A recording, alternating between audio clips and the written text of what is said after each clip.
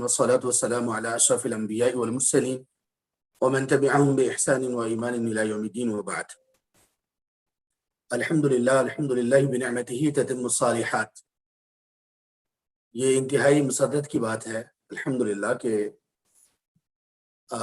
ہمارے بھائیوں نے الناجحون کے پلیٹ فارم سے یہ پہلی ورکشاپ کا انعقاد کیا. اللہ تعالیٰ اس اسم اور نام کی طرح ہمارے ان بھائیوں کو دنیا اور آخرت میں کامیاب کرے، اور ہمیں بھی دنیا میں اور آخرت میں اللہ تبارک و تعالیٰ ہمیں کسی بھی طرح کی رسوائی، شرمندگی اور خسارے سے محفوظ رکھے.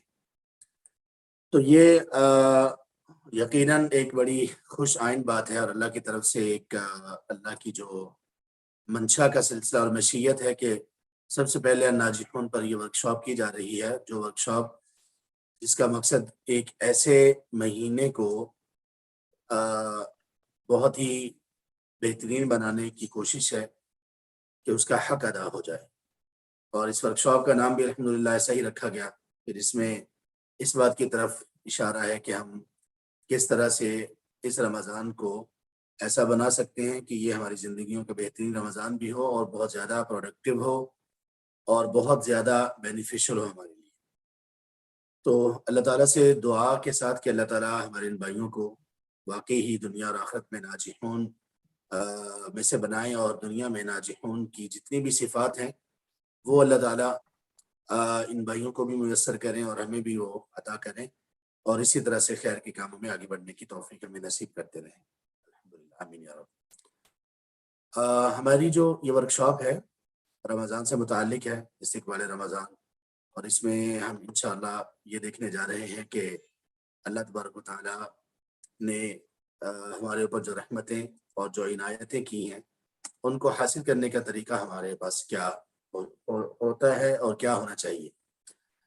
پہلے میں یہ بتا دیتا ہوں کہ اس ورکشاپ میں ہم کون کون سی چیزیں کور کرنے والے ہیں انشاءاللہ، اور کیا اس میں سیکھنے کی کوشش کی جائے گی. سب سے پہلے رمضان کا تعارف، رمضان کی فضیلت اور اہمیت. یہ سب چیزیں انتہائی مختصراً انشاءاللہ بیان ہوں گی، لیکن یہ ہے کہ یہ سب چیزیں ایک دوسرے کے ساتھ کنیکٹڈ ہیں، اور ان سب چیزوں کو ایک دوسرے کے ساتھ ملا کر سمجھنا، اس کے ساتھ ہی ہم رمضان کا بہترین استقبال کرنے کے قابل ہو سکیں گے.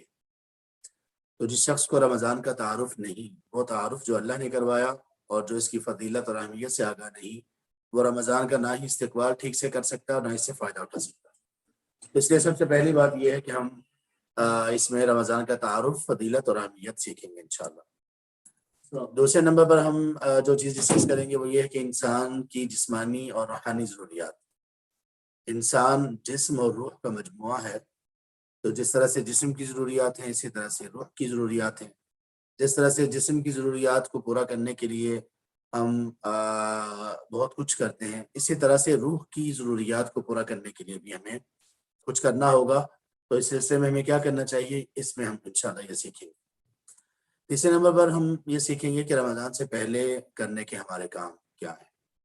رمضان سے پہلے کن کن مصروفیات سے ہمیں فارغ ہو لینا چاہیے. چوتھے نمبر پر ہم یہ کوشش کریں گے کہ سیکھ سکیں کہ رمضان کے دوران ہمارے کیا کرنے کے کام ہو سکتے ہیں، یا دوسرے لفظوں میں رمضان میں ہم کس طرح سے اپنے ٹائم کو اسکیجول کریں گے. رمضان میں کس طرح سے رمضان کی بہترین و بابرکت ساعات سے فائدہ اٹھانے کے لیے ہم رمضان کو کیسے مرتب کریں گے. اور اس کے بعد ہم کوشش کریں گے کہ یہ بھی کور کر لیں کہ رمضان کے بعد کے ہمارے کام کیا ہیں، رمضان کے بعد کے ہمارے کام کیا ہیں، اور رمضان گزر جانے کے بعد ہم کس طرح سے رمضان کے ساتھ جڑ سکتے ہیں. تو ان سب چیزوں میں ایک چیز یہ بھی ہے جو کہ رمضان کے دوران کے ہی اگرچہ کاموں میں آتا ہے، صدقہ فطر. اس کی اگر انشاءاللہ یہاں تک ہم پہنچ پائے تو اس کو بھی تھوڑا سا ڈسکس کر لیں گے، ورنہ یہ کہ یہ چیزیں اس لیے بھی یہاں پہ لکھی ہوئی ہیں کہ ہم ان کو اپنے اسکیجول میں رکھیں اور انشاءاللہ ان کے اکارڈنگ چلیں. صدقہ فطر میں اگرچہ وقت ہے اور اس میں ہمارے پاس سیکھنے کے لیے بھی وقت ہوگا انشاءاللہ، تو ہم کوشش کریں گے کہ یہ تمام کی تمام چیزیں ہم کور کرنے کی کوشش کر لیں. یہ ہمارا کانٹینٹ ہے ورکشاپ کا، اور اس میں یہ قریب 6 یا 7 ہمارے موضوعات ہیں۔ رمضان کا تعارف کیا ہے، رمضان کی فضیلت کیا ہے؟ دیکھیے، رمضان کا تعارف اگر ہم میں سے کسی سے یہ پوچھا جائے کہ رمضان کیا ہے، ہم لوگ آسانی سے یہ جواب دے سکتے ہیں، یا ہمارا معاشرہ یا ہم سب لوگ، کہ رمضان یہ ہے کہ ایک مہینہ ہے جس میں کچھ چیزیں ذرا ڈفرینس ہے ان میں، عام حالات میں، عام دنوں میں، عام مہینوں کا ماحول اور جو رمضان کا ماحول ہے اس میں کچھ فرق ہے۔ پھر رمضان کے تعارف میں یہ بھی ہم کہہ سکتے ہیں یا لوگ کہیں گے کہ رمضان یہ ہے کہ سحری کھانا، افطاری کرنا، اور افطاری کے وقت میں خاص طور پر قسم کے مشروبات اور مختلف قسم کی ڈشز، مختلف قسم کے کھانے دسترخوان پر جمع ہو جاتے ہیں اور ان سے لطف اندوز ہونا، یہ رمضان ہے۔ تو کچھ لوگ یہ کہیں گے رمضان میں یہ ہے کہ تراویح کی ایک خاص نماز ہوتی ہے جو اس کے علاوہ نہیں ہوتی، مساجد میں آنا جانا ہوتا ہے، اور بہت سارے لوگ جو فجر کی نماز پورا سال نہیں پڑھتے یا جماعت کے ساتھ نہیں پڑھ پاتے، وہ بھی ان دنوں میں مسجد میں دکھائی دیتے ہیں اور ماحول بڑا اچھا بنا ہوا ہوتا ہے۔ یہ تمام وہ باتیں ہیں جو میں سے ہر ایک مسلمان شخص جانتا یا کرتا ہے، لیکن ان میں سے رمضان کا تعارف نہیں ہے۔ یہ چیزیں، یہ تمام کی تمام چیزیں رمضان کا تعارف نہیں ہے۔ تو یاد رکھیے کہ جب کسی چیز کا ہمیں تعارف نہ ہو، تو پھر ہم اس کے بارے میں کما حق ہو استفادہ کرنا یا اس کے متعلق اس کی بہترین طریقے سے تیاری کرنا یا اس کا استقبال کرنا، یہ ہم ٹھیک سے نہیں کر سکتے۔ اس لیے ہم نے سب سے پہلی جو سلائیڈ تھی رمضان کا تعارف اور اس کی فضیلت اور اس کی اہمیت، سب سے پہلے ہم نے جو سیکھنا چاہا وہ یہی تھا کہ پہلے ہمیں رمضان کا تعارف ہو جائے۔ رمضان کے تعارف میں ایک چیز جو ہمارے لیے بہت ضروری ہے، جو ہمیں رمضان کے استقبال میں فائدہ دے گی اور اس کے تعارف کو سمجھنے کے لیے معاون ثابت ہوگی، وہ یہ ہے کہ اسلاف سے جو منقول ہے کہ وہ رمضان سے کئی ماہ پہلے ہی یہ دعائیں شروع کر دیا کرتے تھے کہ اللہم بلغنا رمضان، اے اللہ ہمیں رمضان تک پہنچا دیجئے، اے اللہ ہمیں رمضان تک پہنچا دیجئے، وسلمنا لرمضان، اور اے اللہ رمضان تک ہمیں سلامت رکھیے، یعنی صحت ایمان کی سلامتی کے ساتھ ہمیں رمضان تک پہنچا دیجیے۔ یہ وہ دعائیں ہیں جو اسلاف کیا کرتے تھے، اور کئی ماہ پہلے، کچھ روایت میں ہے کہ وہ 6 ماہ پہلے ہی دعا کرنا شروع کر دیتے، اور کچھ میں یہ ہے کہ کافی پہلے سے ہی اس طرح کی دعائیں شروع کر دیتے تھے۔ دیکھیے، جس چیز کے بارے میں آپ کئی ماہ پہلے سے دعائیں کر رہے ہیں، اس کا مطلب یہ ہے کہ اس چیز کی آپ کی زندگی میں ایک بہت بڑی امپورٹنس ہے، ورنہ عام طور پر ہم کسی چیز کے متعلق دعائیں اتنا وقت پہلے، اتنے مہینے پہلے نہیں کرتے۔ آپ خود دیکھ لیجئے کہ زندگی میں کوئی ایسی دعائیں جو ہم کوئی کام 6 ماہ کے بعد کرنا ہو، اس کی دعائیں ہم 6 ماہ پہلے کرنا شروع کر دیں، یہ بہت کم ہوگا۔ ہم خود اپنے آپ کو دیکھیں کہ کتنی ایسی چیزیں ہیں جو ابھی دور ہیں اور ہم ان کے لیے دعا کرتے ہیں، اور خاص طور پر یہ وہ دعا ہے کہ جس میں یہ کہا جاتا ہے کہ اللہ ہمیں بس یہ نصیب کر دے، یہ مہینہ ہمیں یا رب نصیب کر دے، اور اس سے بہترین استفادہ کرنا وہ بھی نصیب کر دے۔ اسی طرح سے جب رمضان گزر جاتا ہے تو ان لوگوں کی دعا کئی مہینوں تک یہ ہوتی تھی کہ اللہ رمضان میں جو آپ کی طرف سے توفیق میسر تھی اور جو ہم اپنی کمزوری کوتاہی کے ساتھ کر سکے، اے اللہ اس کو قبول فرما۔ تو کئی مہینوں تک یہ دعائیں بھی چلتی رہتی۔ اس کا مطلب یہ ہوا کہ وہ لوگ، ہمارے اسلاف، رمضان کے ساتھ بہت زیادہ کنیکٹڈ تھے، بہت ہی شدت کے ساتھ اس کے ساتھ ان کا کنیکشن تھا کہ رمضان گزر جانے کے بعد وہ جلدی بلاتے نہیں تھے رمضان کو، اور پھر رمضان آنے سے کئی ماہ پہلے رمضان کے کو پانے کی دعائیں شروع کر دیتے تھے۔ یہ سلسلہ کیا چلتا تھا؟ ایسا کیوں تھا؟ ایسا اس لیے تھا کہ ان لوگوں کو رمضان کا تعارف تھا، وہ لوگ جانتے تھے کہ رمضان کیا ہے، وہ لوگ جانتے تھے کہ رمضان کی اہمیت، اس کی فضیلت، اس کی امپورٹنس کیا ہے۔ تو آئیے ہم بھی یہ جاننے کی کوشش کرتے ہیں کہ رمضان کی فضیلت، اہمیت اور اس کی اتنی امپورٹنس کیوں ہے، کہ اس کو اتنا زیادہ سیریسلی لیا جائے۔ رمضان کا تعارف ہم نے جیسے پہلے چند ایک چیزیں بتائیں جو کہ ہمارے ہاں تعارف ہے، ہمارے ہاں معاشرے میں جو لوگ روزہ رکھنے والے ہیں ایون ان کے ہاں بھی، تو ان کے ہاں تعارف رمضان کا سحری، افطاری، تراویح اور اس طرح سے کچھ ماحول کا چینج ہو جانا وہ ہے۔ اللہ نے رمضان کو کیسے متعارف کروایا؟ سورۃ البقرہ ہے یہ، اور سورۃ البقرہ کی آیت نمبر 185 ہے، یہ 185 نمبر آیت۔ اللہ فرماتے ہیں اعوذ باللہ من الشیطان الرجیم کے بعد شہر رمضان الذی انزل فیہ القرآن، یہ رمضان کا مہینہ وہ ہے جس میں قرآن نازل کیا گیا۔ اب دیکھیے یہ رمضان کا پہلا تعارف ہے، انٹروڈکشن رمضان کا کیسے ہو رہا ہے قرآن کریم میں، جو اللہ کروا رہے ہیں۔ شہر رمضان الذی انزل فیہ القرآن، یہ شہر قرآن ہے، یہ وہ مہینہ ہے رمضان کے جس میں قرآن نازل کیا گیا۔ ہدی للناس، اور یہ قرآن لوگوں کے لیے ہدایت ہے، وبینات من الہدی والفرقان، اور ہدایت کی اور حق اور باطل کے درمیان فرق کرنے والی واضح نشانیوں پر مشتمل ہے یہ قرآن۔ اب یہاں پر آپ دیکھیں کہ بات شروع ہوئی رمضان سے، رمضان کے مہینے کے تعارف سے، اور تعارف سارے کا سارا صفات، کوالٹیز وہ ساری بیان کی گئی قرآن کی۔ مطلب کیا ہوا کہ رمضان کا تعارف یہ ہے کہ یہ قرآن کا مہینہ ہے۔ رمضان کا تعارف کیا ہے کہ یہ قرآن کا مہینہ ہے۔ اور پھر آگے قرآن کیا ہے؟ قرآن کوئی معمولی چیز نہیں بلکہ یہ ہدایت ہے، یہ بڑی واضح نشانیاں ہیں، اس میں حق اور باطل کے درمیان فرق کرنے کی طاقت اور قوت اس میں ہے، جو شخص حاصل کرنا چاہتا ہے وہ اس کو حاصل کر سکتا ہے۔ تو یہ رمضان کا تعارف ہے، یعنی رمضان کو قرآن سے جوڑا گیا۔ رمضان کا یہ جو تعارف اللہ سبحانہ وتعالیٰ نے ہمیں کروایا ہے، اس سے ہمیں یہ پتہ چلتا ہے کہ رمضان کو ہم نے کیسے لینا ہے، کس اینگل اور زاویے سے دیکھنا ہے، اور رمضان سے استفادہ ہم نے کیسے اٹھانا ہے۔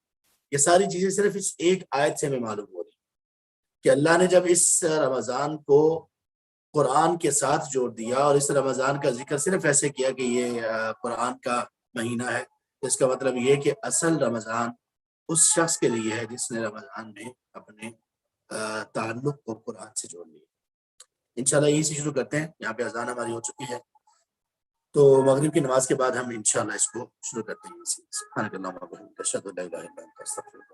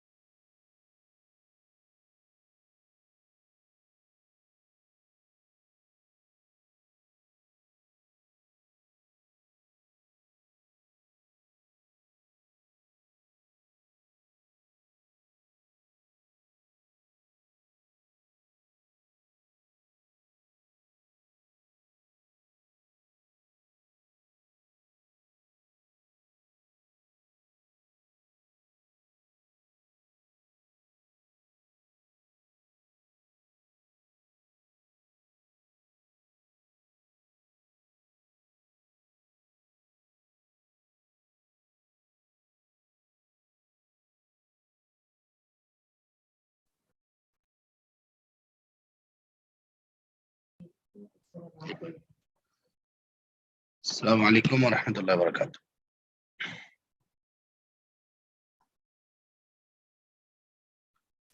السلام علیکم ایھا الناجحون. وعلیکم السلام ورحمۃ اللہ. ماشاء اللہ کلاس بن گئی ہے. جی الحمد للہ. کتنے آ نہیں رہا اس میں. ان اسٹوڈینٹس نے کیا پڑھنا جن کو آپ نے پہلے کہہ دیا کہ آپ سب کامیاب ہیں. سلمان بھائی جی ہم نے کہا شاید اسی بہانے کامیاب ہو جائے. انشاءاللہ اللہ تعالیٰ کامیاب کرے. اچھا میں اب ایک ہی ڈیوائس سے ہوتا ہوں انشاءاللہ، لیپ ٹاپ سے ہی، تو اس کو کنٹینیو کرتے ہیں انشاءاللہ.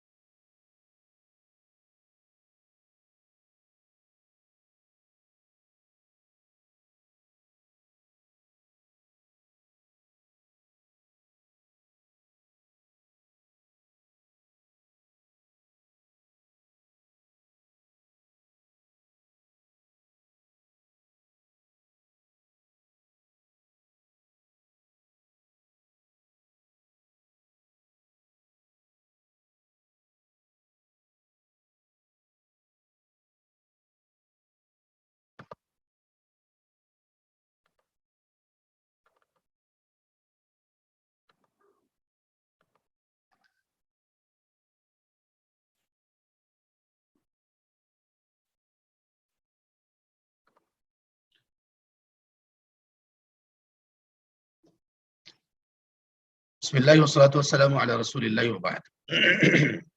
رمضان کے تعارف کے سلسلے میں ہماری بات چل رہی تھی. سلائیڈز آ رہی ہیں؟ بھلا بتائیے گا مجھے. سلائیڈ شو ہو رہی ہیں؟ جی شیخ صاحب ہو رہی ہے. ٹھیک ہے. اور آواز بھی کلیئر ہے نا انشاءاللہ؟ آواز بھی کلیئر ہے.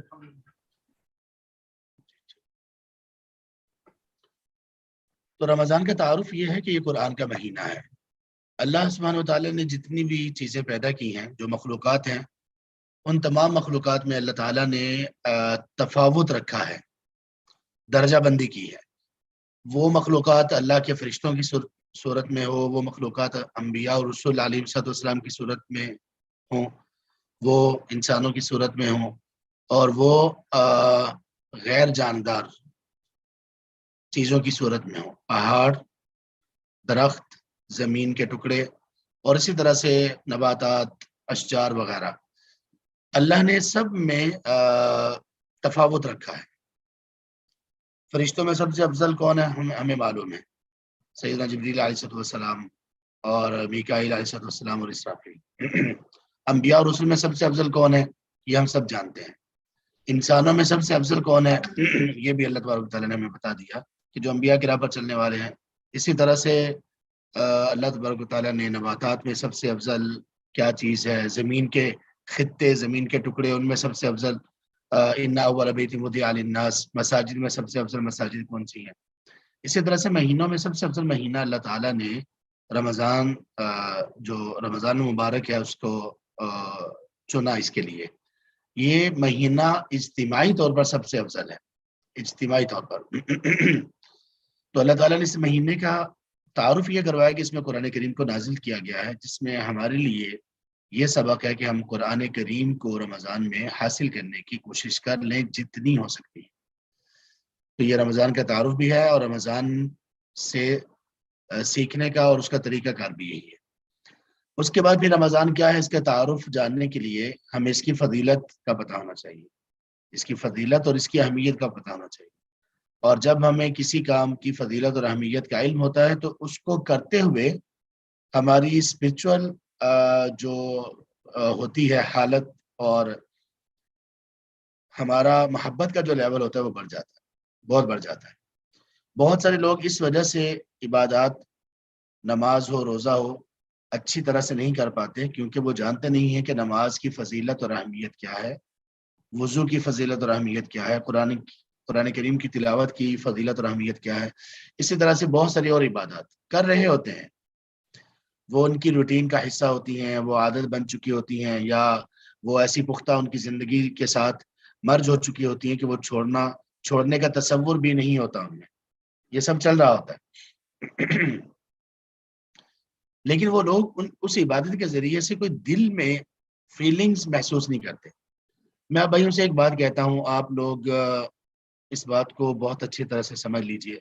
آپ جو یہاں پہ کلاس روم میں بیٹھے ہوئے لوگ ہیں یا جو سن رہے ہیں یا جو جب بھی سنیں، کہ آپ کی عبادات اور آپ کا تعلق قرآن سے، رسول سے اور اللہ تبارک و تعالیٰ سے اگر اس تعلق نے دل تک جگہ رسائی حاصل نہ کی نا تو اس کا کوئی لطف آپ کو ٹیسٹ نہیں آئے گا. یہ بات یاد رکھیں. یہ پورا دین اسلام، یہ تو سارے معاملات ہی دل کے معاملات ہیں.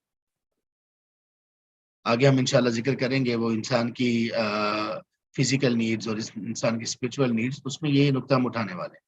اس لیے میں بار بار آپ سے یہ کہوں گا کہ اس میں بار بار ذکر اس کا آئے گا کہ اپنے دل کے ساتھ کنیکٹ کیجئے ہر ایک چیز کو، ہر عبادت کو اور تمام کی تمام تعلیمات کو، ورنہ اس کے بغیر چارہ نہیں ہے. اچھا، رمضان کی فضیلت اور اہمیت یا کسی بھی عبادت کی فضیلت اور اہمیت جان لینا، یہ ہمیں ہمارے دل میں اس عبادت کی توقیر، اس کی بڑائی اور اس سے ہماری محبت کو زیادہ کر دیتی ہے. تو ہم اچھے طریقے سے پھر عبادت کرنا شروع ہو جاتے ہیں. اب رمضان کی فضیلت میں یہ 3 چیزیں آپ کے سامنے یہاں پہ لکھی ہوئی ہیں. صحیح بخاری میں یہ تینوں احادیث ہیں. اور اس میں کیا چیز ہے؟ پیکج ہے. پیکج یہ ہے کہ آپ کے سارے گناہ معاف ہو جائیں گے، آپ کے سارے گناہ معاف ہو جائیں گے اور آپ پاک ہو جائیں گے. آپ کو کرنا کیا ہوگا؟ کرنا یہ ہوگا کہ من صام رمضان ایمانا واحتسابا، جس شخص نے رمضان کے روزے رکھے ایمان اور احتساب کی حالت میں. ایمان کا مطلب یہ ہے کہ وہ بندہ مومن ہو، ایک چیز. دوسری چیز یہ ہے کہ اس شخص کا رمضان کی فرضیت پر ایمان ہو، رمضان کا طریقہ کار کیا ہے، رمضان کے روزے سے کیا مقصود ہے، ان تمام چیزوں پر اس کا ایمان ہو. اور احتساب کا مطلب یہ ہے کہ وہ اپنے اس عمل کے ذریعے سے اللہ کی خوشنودی اور اللہ کی طرف سے اجر و ثواب کا طلبگار ہو. یہ احتساب ہے. یعنی اسے معلوم ہو کہ یہ ایمان میرا رمضان پر اگر ہے اور رمضان ایک شریعت کا حصہ ہے، میرے اوپر ایک فریضہ ہے، تو اس کو میں اس لیے رکھ رہا ہوں کہ اللہ کے ہاں میری اس سلسلے میں اکاؤنٹیبلٹی ہوگی. اگر میں نے کوتاہی کی تو اس کے سلسلے میں اسی طرح سے مجھے بدلہ دیا جائے گا، اور اگر میں ان کو ٹھیک سے بجا لایا اور اس میں کامیاب ہو گیا تو پھر مجھے انشاءاللہ اس کا ریوارڈ بھی بہترین ملے گا. یہ ہے احتساباً کا مفہوم. اور اسی طرح یہ ایک پیکج ہے. یعنی آپ کو 3 مرتبہ موقع مل رہا ہے آپ کے گناہ معاف ہونے کا. 3 مرتبہ آپ کو موقع مل رہا ہے. اور دوسرا کیا ہے؟ دوسرا یہ ہے کہ من قام رمضان ایمانا واحتسابا. یہی چیز جو روزے سے متعلق تھی، اسی کو آپ کر لیں کہ جس شخص نے رمضان کی راتوں کا قیام کیا، اگر وہ مرد حضرات ہیں تو ان کے لیے انشاءاللہ افضل ہے کہ وہ تراویح کے ساتھ جماعت کے ساتھ نماز ادا کر لیں. رمضان میں خاص طور پر یہ تنہائی کی تہجد سے زیادہ افضل معلوم ہوتا ہے کچھ اہل علم کے نزدیک. اور اسی طرح سے اگر وہ خواتین ہیں تو تب بھی جماعت کے ساتھ نماز کی ادائیگی ان کے لیے رمضان میں معلوم ہوتا ہے کہ زیادہ بہتر ہے، اگر کوئی اور خدشہ نہ ہو اور کوئی فتنے کی بات نہ ہو ان کے مسجد میں آنے جانے کی وجہ سے، اور خاص طور پر وہ مساجد جن میں کچھ قرآن کو سیکھنے کا بھی اہتمام پایا جاتا ہے، پھر تو ان کے لیے یہ بہت اچھی بات ہے۔ تو جس نے رمضان کی راتوں کا قیام کیا، اور قیام وہ جتنا بھی کر لے، تھوڑا کر لے یا زیادہ کر لے، تراویح اس نے ادا کر لی وہ بھی ٹھیک ہے، اگر خود اکیلے پڑھنا چاہتا ہے یا چاہتی ہے تو بھی جتنا اس نے قیام کیا وہ کر لے۔ تو جس نے اس طرح سے رمضان گزارا، من قام رمضان ایمانا واحتسابا غفر له ما تقدم من ذنبه، اس کے بھی سابقہ گناہوں کو معاف کر دیا جائے گا۔ اور یہی بات ہے لیلۃ القدر کے متعلق۔ حالانکہ جس شخص نے پوری رمضان کی راتوں کا قیام کیا، لیلۃ القدر کا قیام بھی اسی میں آئے گا، لیکن اس کو الگ سے ذکر کیا گیا اس لیے کہ اس کی اہمیت بہت زیادہ ہے، اس لیے کہ اس کی اہمیت بہت زیادہ ہے۔ لیلۃ القدر کیا چیز ہے؟ لیلۃ القدر یہ ہے کہ آپ ایک رات میں عبادت کریں، قیام کریں، اور آپ کو یہ سابقہ گناہوں کے معاف ہونے کے علاوہ جو جو چیزیں ملیں گی ان میں سے ایک یہ ہے کہ آپ کو 83 سال چند مہینے سے بڑھ کر عبادت کا ثواب ملے گا۔ وہ 83 سال، وہ 83 ایئرس کہ جس میں آپ صرف عبادت کر رہے ہیں، اس میں کوئی گناہ نہیں، اس میں عبادت کے علاوہ اور کوئی چیز نہیں۔ تو یہ کس کو میسر آ سکتا ہے؟ ہماری زندگیاں کتنی ہیں، زیادہ سے زیادہ کتنی زندگی گزار لیں گے، اور کہاں آپ کو ایک رات سے 83 ایئرس کی عبادت سے بہتر شہر رمضان الذی 83 کی لیلۃ القدر خیر من الف شہر، 1000 مہینے کی عبادت کے برابر اللہ نے اس کو قرار نہیں دیا، بلکہ کہا کہ 1000 مہینے کی عبادت سے بہتر ہے، اور 1000 مہینے تقریباً 83 ایئرز اور کچھ مہینے بنتے ہیں۔ تو اللہ سبحانہ وتعالیٰ نے یہ چیز بھی ہمیں عطا کر دی۔ یہ ہے رمضان کی فضیلت اور رمضان کی اہمیت۔ صرف اگر انہی کو آپ ذہن میں رکھ لیں تو آپ اندازہ کریں کہ اگر واقعی ہمارا ان چیزوں پر ایمان ہو تو پھر کون ہے جو اس سے پیچھے ہٹنے کی کوشش کرے گا؟ کون ہے جو اس میں کوتاہی کرے گا اور وہ کہے گا کہ میں اس کو حاصل نہیں کر سکتا؟ کون ایسا ہوگا؟ کوئی نہیں ہوگا۔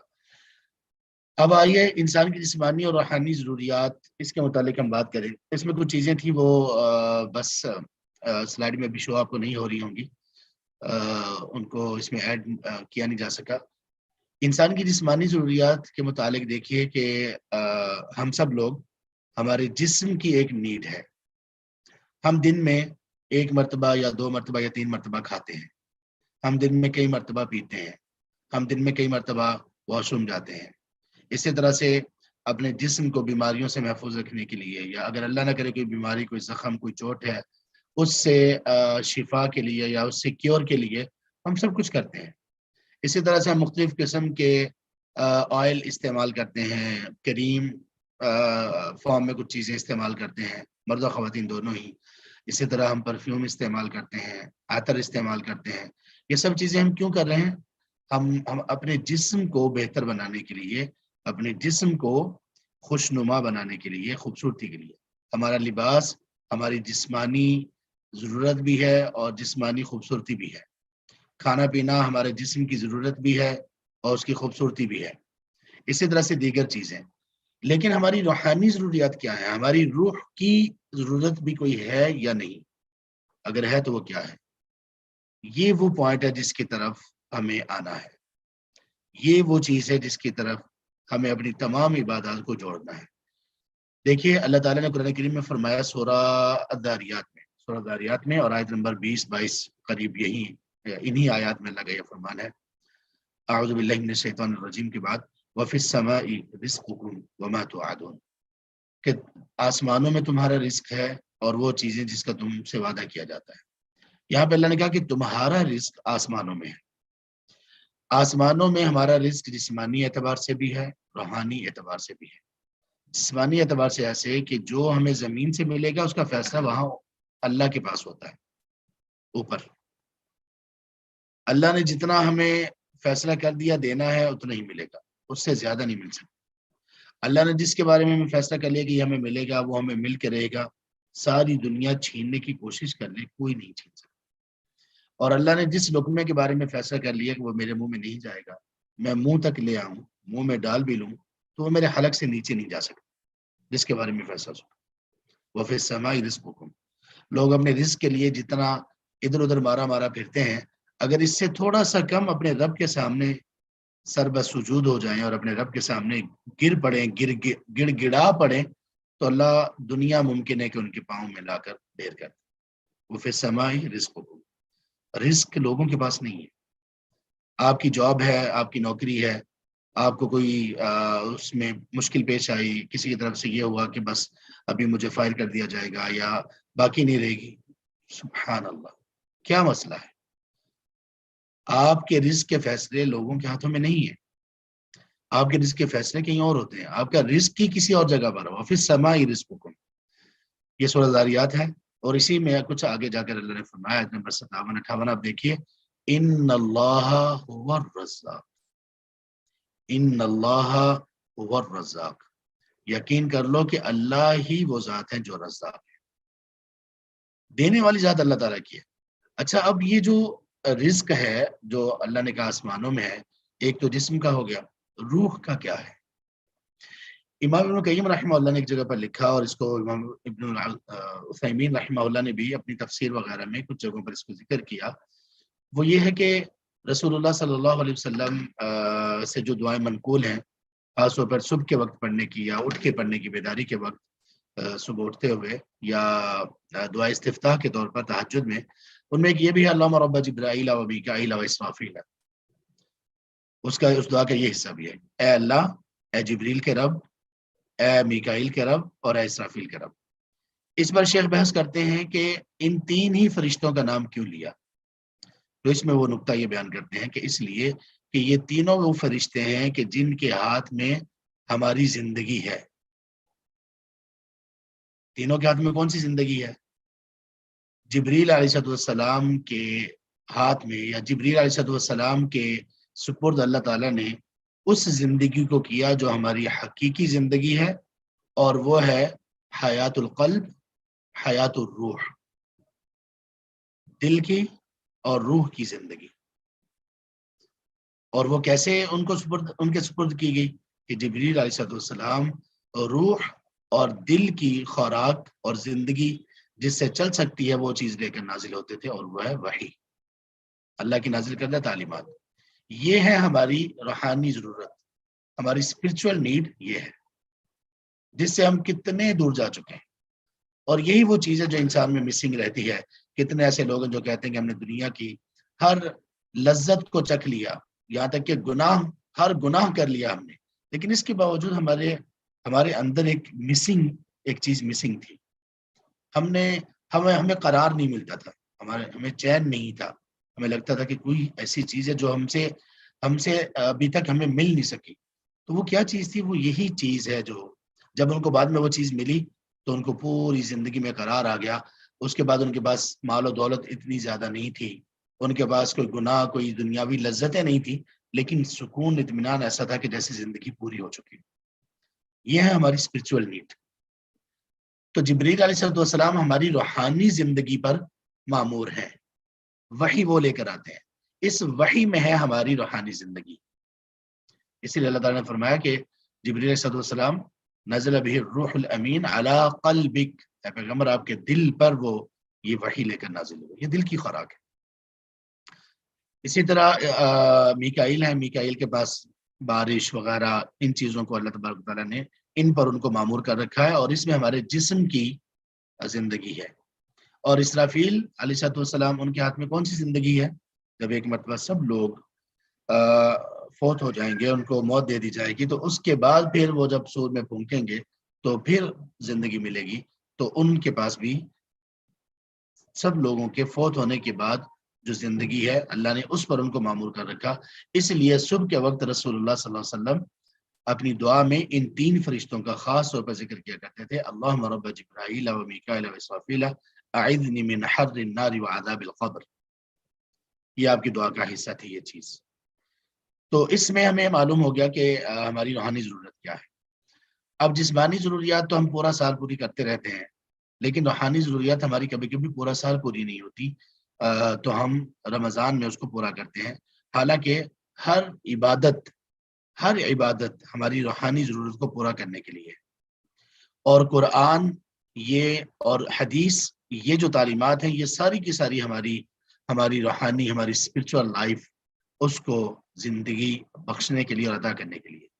یاد رکھیں کتنے ایسے لوگ ہیں جسمانی زندگی ان کی ہے، خوبصورت جسموں کے مالک ہیں وہ لوگ، بہترین خوراک والے ہیں، لیکن روح ان کی قریب قریب مر چکی ہے، دل بالکل مردہ اور سیاہ ہو چکے ہیں.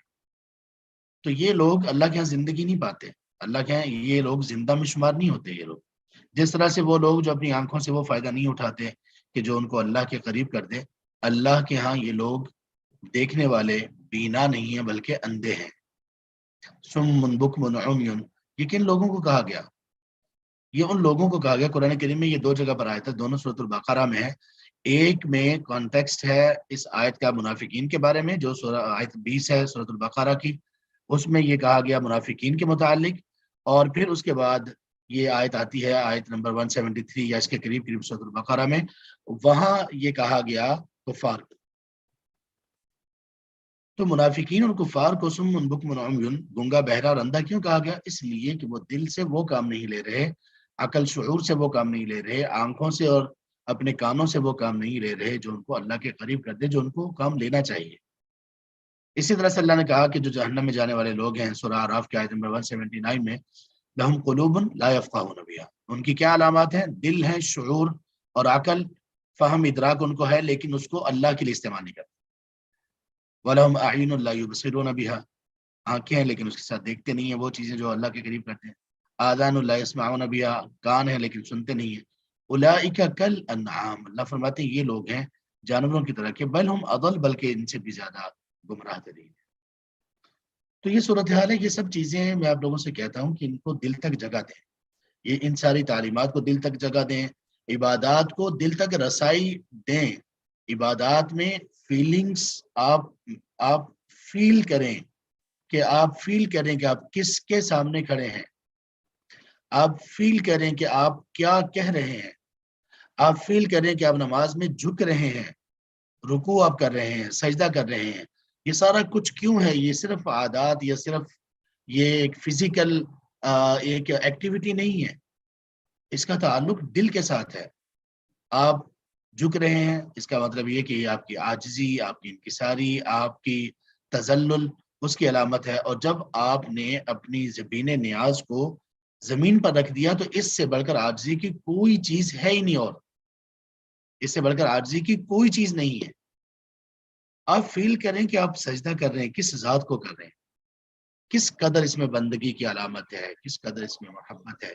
لیکن جب ہم ایسا کچھ فیل ہی نہیں کرتے، یعنی عبادات دل تک نہیں جا پاتی، تو پھر ہمیں نہ نماز میں مزہ ہے، نہ قرآن کی تلاوت میں مزہ ہے، کچھ بھی ہمیں باقی نہیں رہتا، اس لیے کہ دل سے کنیکشن ہی نہیں ہے. تو دل سے کنیکشن کو ضرور جوڑیے، ہر ایک چیز کو، عبادات کو بھی اور اس کو بھی. اب رمضان سے پہلے کے کام کیا ہے؟ سبحان اللہ، ہمارے اینیمیشن الٹ پلٹ ہو گئے ہیں. معذرت.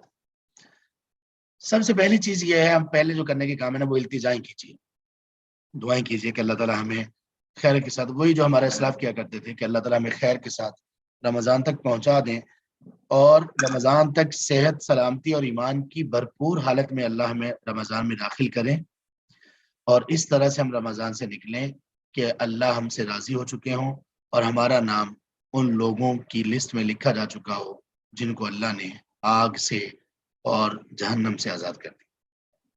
یہ دعائیں کریں. ان دنوں میں یہ دعائیں بہت زیادہ ضروری ہیں. آپ کے رمضان کی سب تیاری میں، استقبال میں، اگر آپ یہ کہہ لیں کہ سب سے بڑی چیز یہ ہے، تو اس میں مبالغہ نہیں ہوگا. کہ آپ بس دعائیں کریں، اللہ کے سامنے بے شک اپنے اچھے اعمال کو پیش کریں کہ یا اللہ بس پہنچا دے رمضان تک، اور اس طرح سے پہنچا، اور اس طرح سے ہم رمضان.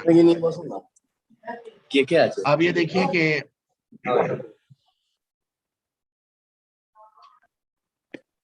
کسی کی آواز آ رہی ہے. آپ لوگ یہ دیکھیے کہ آپ میں سے سب لوگوں نے تقریباً عمرہ کیا ہوا ہے. کلاس روم مجھے نظر نہیں آ رہا، ابھی مجھے کلاس روم دکھائیے.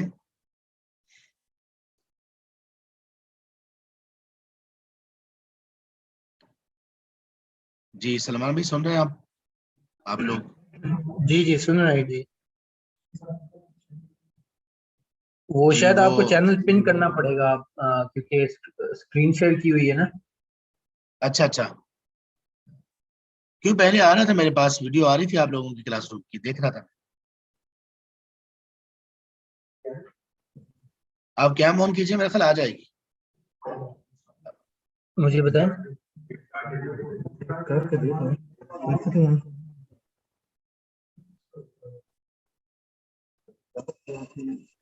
ویسے بھی آپ کا جی آ گئی ماشاء اللہ ماشاء اللہ.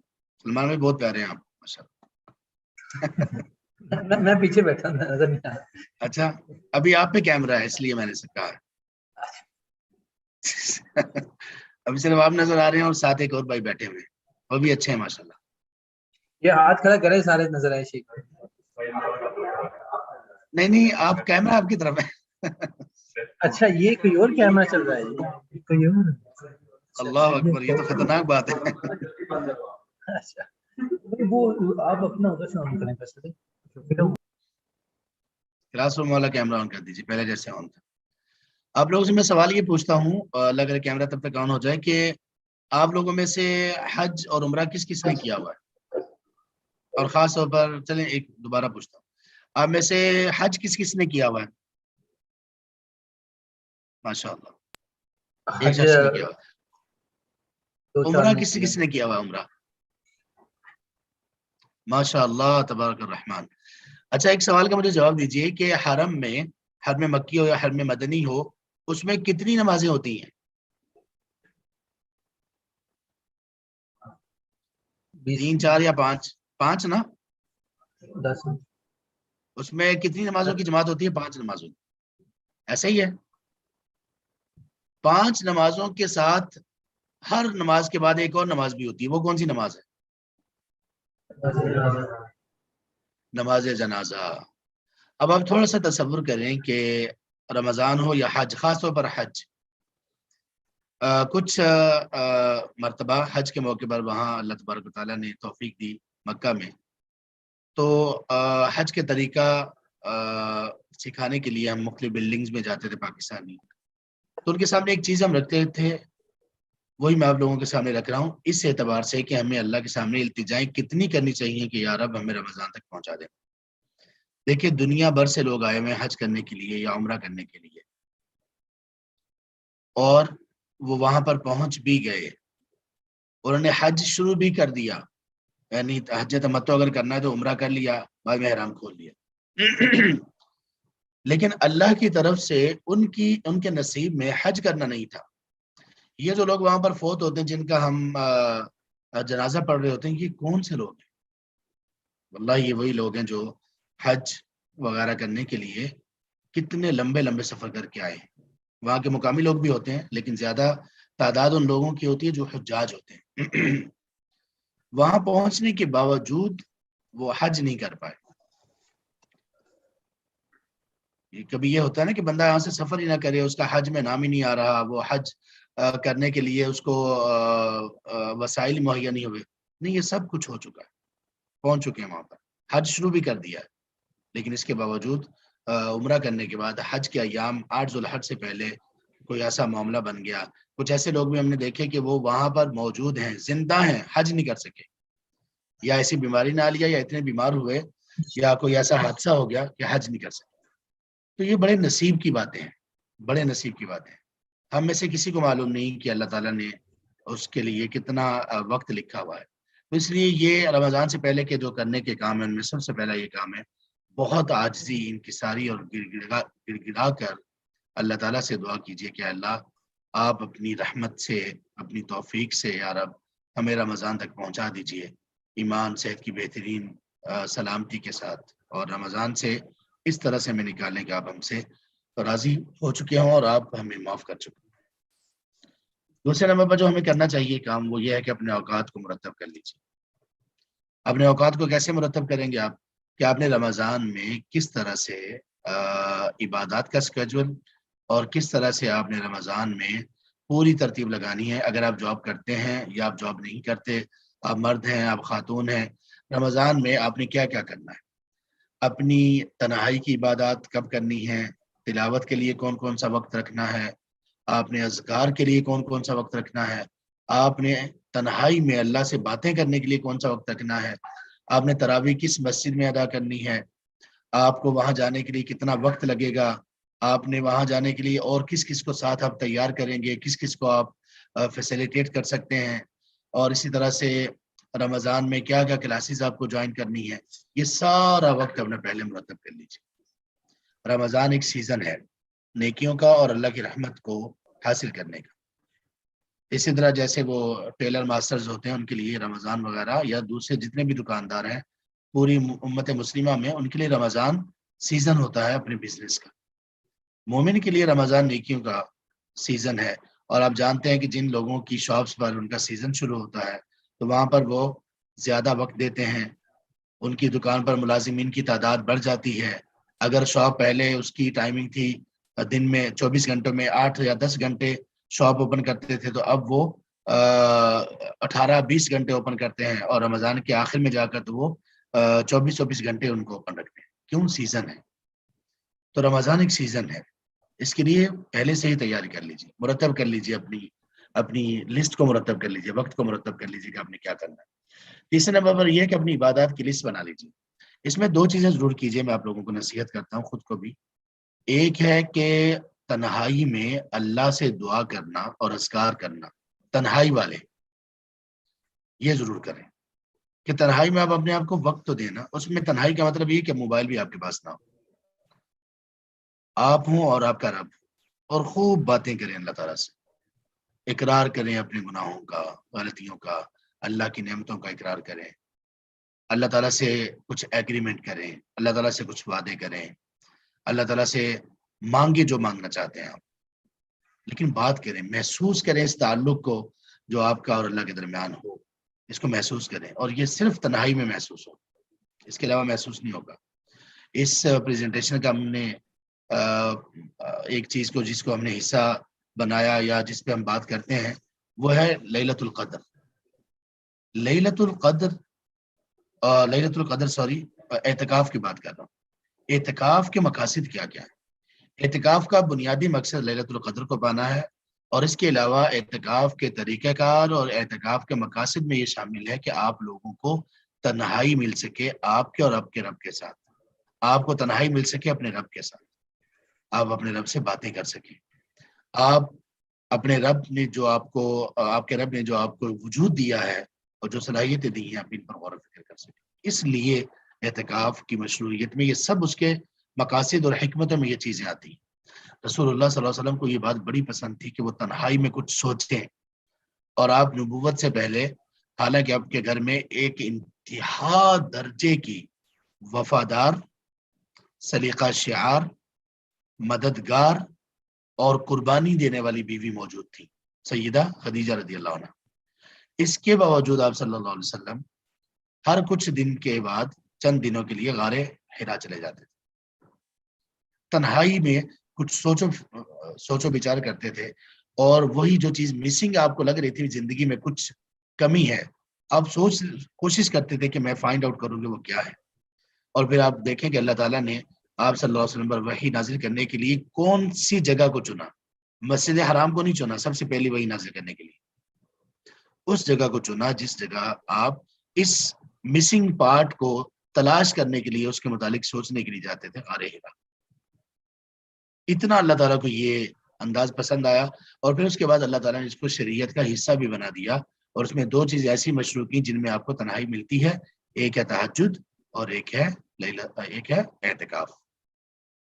اس لیے جب یہ اعتکاف مشروع ہوا اس کے بعد آپ صلی اللہ علیہ وسلم نے کبھی بھی اعتکاف نہیں چھوڑا، بلکہ ایک سال آپ کا کچھ مصروفیت کی وجہ سے کچھ ایسا ہوا، کوئی مشکل پیش آئی، تو آپ نے اگلے سال 20 راتوں کا اعتکاف کیا، اندازہ کر لیں آپ۔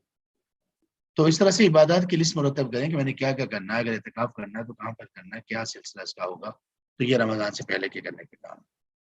چوتھے نمبر پر یہ ہے کہ آپ رمضان کے احکام و مسائل کو ضرور سیکھیے۔ جب ہم پر کوئی عبادت فرض ہوتی ہے تو اس فرض ہونے کے ساتھ ایک اور کام اس عبادت سے پہلے فرض ہوتا ہے، اور وہ ہے اس عبادت کو سیکھنا، وہ ہے اس عبادت کو سیکھنا۔ اگر ہم میں سے جس شخص پر واجب ہے زکوٰۃ، تو اس پر واجب ہے کہ وہ زکوٰۃ کے احکامات کو سیکھے۔ تو رمضان کے احکام و مسائل کو بھی خوب اچھی طرح سے رمضان سے پہلے ہمیں سیکھ لینا چاہیے. خاص طور پر ہماری بہنیں، ہماری مائیں، ان کو چاہیے کہ وہ بھی ان کو بہت اچھی طرح سے سیکھ لیں کہ رمضان کے احکام کیا ہے، روزے کے افطار کرنے کے، روزے کے دن کے مسائل، روزے کے رات کے مسائل، سب چیزیں ہمیں اچھی طرح سے سیکھ لینی چاہیے. اس میں بہت اہم چیزیں ہوتی ہیں جو رمضان میں لوگ ہم سے سوال پوچھتے رہتے ہیں، تو ان کو پہلے سے ذہن میں اگر ہو تو انشاءاللہ رمضان میں ان کی وجہ سے کبھی وقت ضائع نہیں ہوتا، یا کبھی کبھی وہ جو الجھن ہوتی ہے اس سے آدمی بچ جاتا ہے. 5ویں نمبر پر ہمیں یہ جاننا ضروری ہے کہ طریقہ اور مقصد رمضان کا کیا ہے اور ان دونوں میں کیا فرق ہے. آپ میں سے کوئی بتائیں گے؟ بولنے کی سہولت ہے آپ لوگوں کے پاس کہ رمضان کے طریقہ اور مقصد میں کیا فرق ہے؟ کوئی بھی بتا دیں.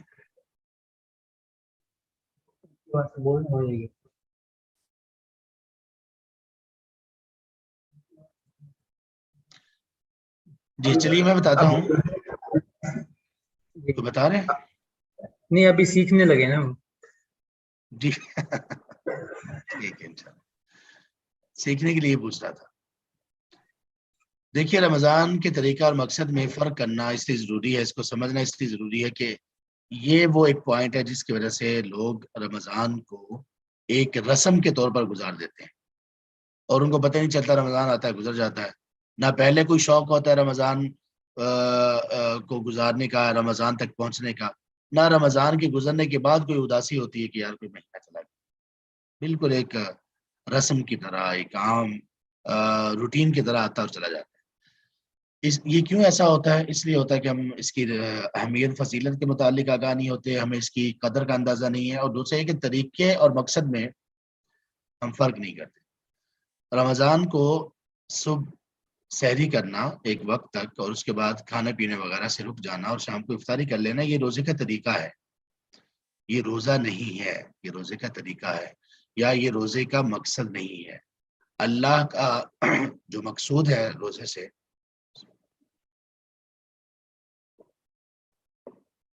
جو پرپز ہے وہ یہ نہیں ہے. پرپز یہ نہیں. اللہ ہمیں بھوکا اور پیاسا رکھنے کی پریکٹس نہیں کروا رہے، یہ مقصود نہیں ہے، یہ تو طریقہ ہے. مقصد کیا ہے؟ مقصد کی اگر ہمیں سمجھ آ جائے اور مقصد کے پیچھے ہم اگر چلیں تو پھر ہمارا رمضان واقعی لگے گا، اور ایسا رمضان گزارنے کے بعد ہمیں لگے گا کہ واقعی ہی ہم نے کوئی مہینہ گزارا ہے. پھر واقعی رمضان کا جانا ہمیں یہ گوارا نہیں ہوگا. پھر واقعی رمضان کو ہم مس کریں گے. رمضان کے جانے پر ہم میں اداسی آئے گی، پھر ہم اس پر آنسو بہائیں گے کہ نہیں معلوم زندگی میں دوبارہ یہ اتنا بڑا موقع، اللہ کی اتنی محبت، نوازش، عنایت اور اللہ کی مغفرت کو پانے کا، رحمت کو پانے کا، یہ اتنا بڑا چانس دوبارہ مل سکے یا نہ مل سکے. اب مقصد کیا ہے؟ اللہ تعالیٰ نے سورۃ البقرہ میں آیت نمبر 183 سے لے کر 186 تک رمضان کی فرضیت اور اس کے احکام و مسائل کو ذکر کیا. لیکن سب سے پہلے کس چیز کا ذکر کیا؟ جیسے اللہ نے یہ کہا کہ رمضان تم پر فرض ہے، تو اس کے ساتھ ہی جو پہلی چیز ذکر کی اللہ تعالیٰ نے وہ ہے رمضان کا مقصد. رمضان کا طریقہ اور احکام و مسائل بعد میں بیان کیے، پہلے مقصد بیان کیا. تو مقصد اگر ہمیں نہ ملا تو ہم کیا رمضان سے سیکھ پائیں؟ مقصد ہمارا سیکھنا ہمارے لیے بہت ضروری ہے، اور وہ کیا ہے؟ یا ایھا الذین آمنوا، یہ سورۃ البقرہ کی آیت 183 ہے. یا ایھا الذین آمنوا، اے ایمان والو، کتب علیکم الصیام، تم پر روزہ رکھنا فرض کر دیا گیا، کما کتب علی الذین من قبلکم، جیسے تم سے پہلے لوگوں پر بھی، پہلی امتوں پر بھی یہ فرض کیا گیا تھا. مقصد کیا ہے؟ لعلکم تتقون، تاکہ تم لوگ تقوی حاصل کرو. تقوی پرپز ہے روزے کا، اور تقوی کا مطلب کیا ہے؟ اللہ جو کہیں کہ کرنا ہے ہم وہ کریں، اور اللہ کہیں کہ یہ نہیں کرنا ہم نہ کریں، یہ تقوی ہے. تو گویا روزے سے جو ہمیں سکھایا جا رہا ہے وہ روزے سے اگر ہم حاصل کر لیں تو یہ تقوی ہے. روزے سے ہمیں کیا کیا سکھایا جا رہا ہے؟ صرف ایک حدیث میں آپ لوگوں کو بتاتا ہوں، اور میں آپ لوگوں سے یہ کہتا ہوں کہ اگر صرف اس ایک حدیث پر ہم عمل کر لیں اور اس ایک حدیث کو ہم اپنا لیں تو یہ نہ صرف یہ کہ روزے کے مقاصد کو ہم حاصل کر لیں گے، بلکہ یہ بھی ہوگا کہ ایک منٹ ذرا۔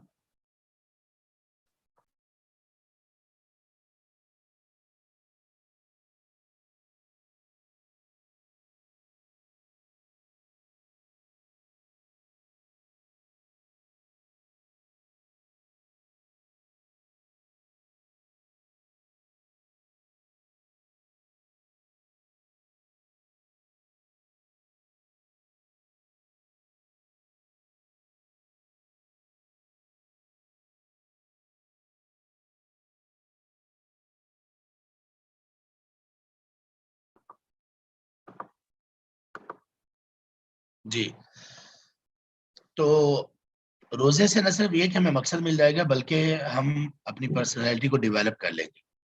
پرسنالٹی ڈیولپمنٹ پہ تو ہم سب لوگ بڑی بات کرتے ہیں نا، ہم سبھی چاہتے ہیں کہ ہماری پرسنالٹی بڑی ڈیولپ ہو جائے، بہت عمدہ ہو جائے، کہ لوگ ہماری شخصیت سے کچھ سیکھ سکیں، یا کم از کم ہماری شخصیت لوگوں میں اچھی ہو اس اعتبار سے کہ عزت اور احترام ہمیں ملے۔ ایک تو ہوتا نا پرسنالٹی کے پیچھے ایسے لگنا کہ وہ ریاکاری میں آ جائے، یہ نہیں۔ ایک یہ کہ کس طرح سے میں اچھا بن سکتا ہوں، میری شخصیت کیسے اچھی بن سکتی ہے اپنے لیے اور اپنے رب کے لیے۔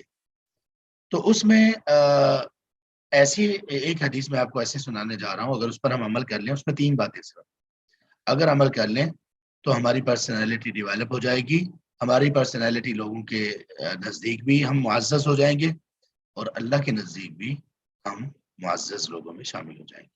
دونوں جگہ پر دنیا اور آخرت کی عزت لوگوں اور اللہ کے ہاں عزت ملے گی۔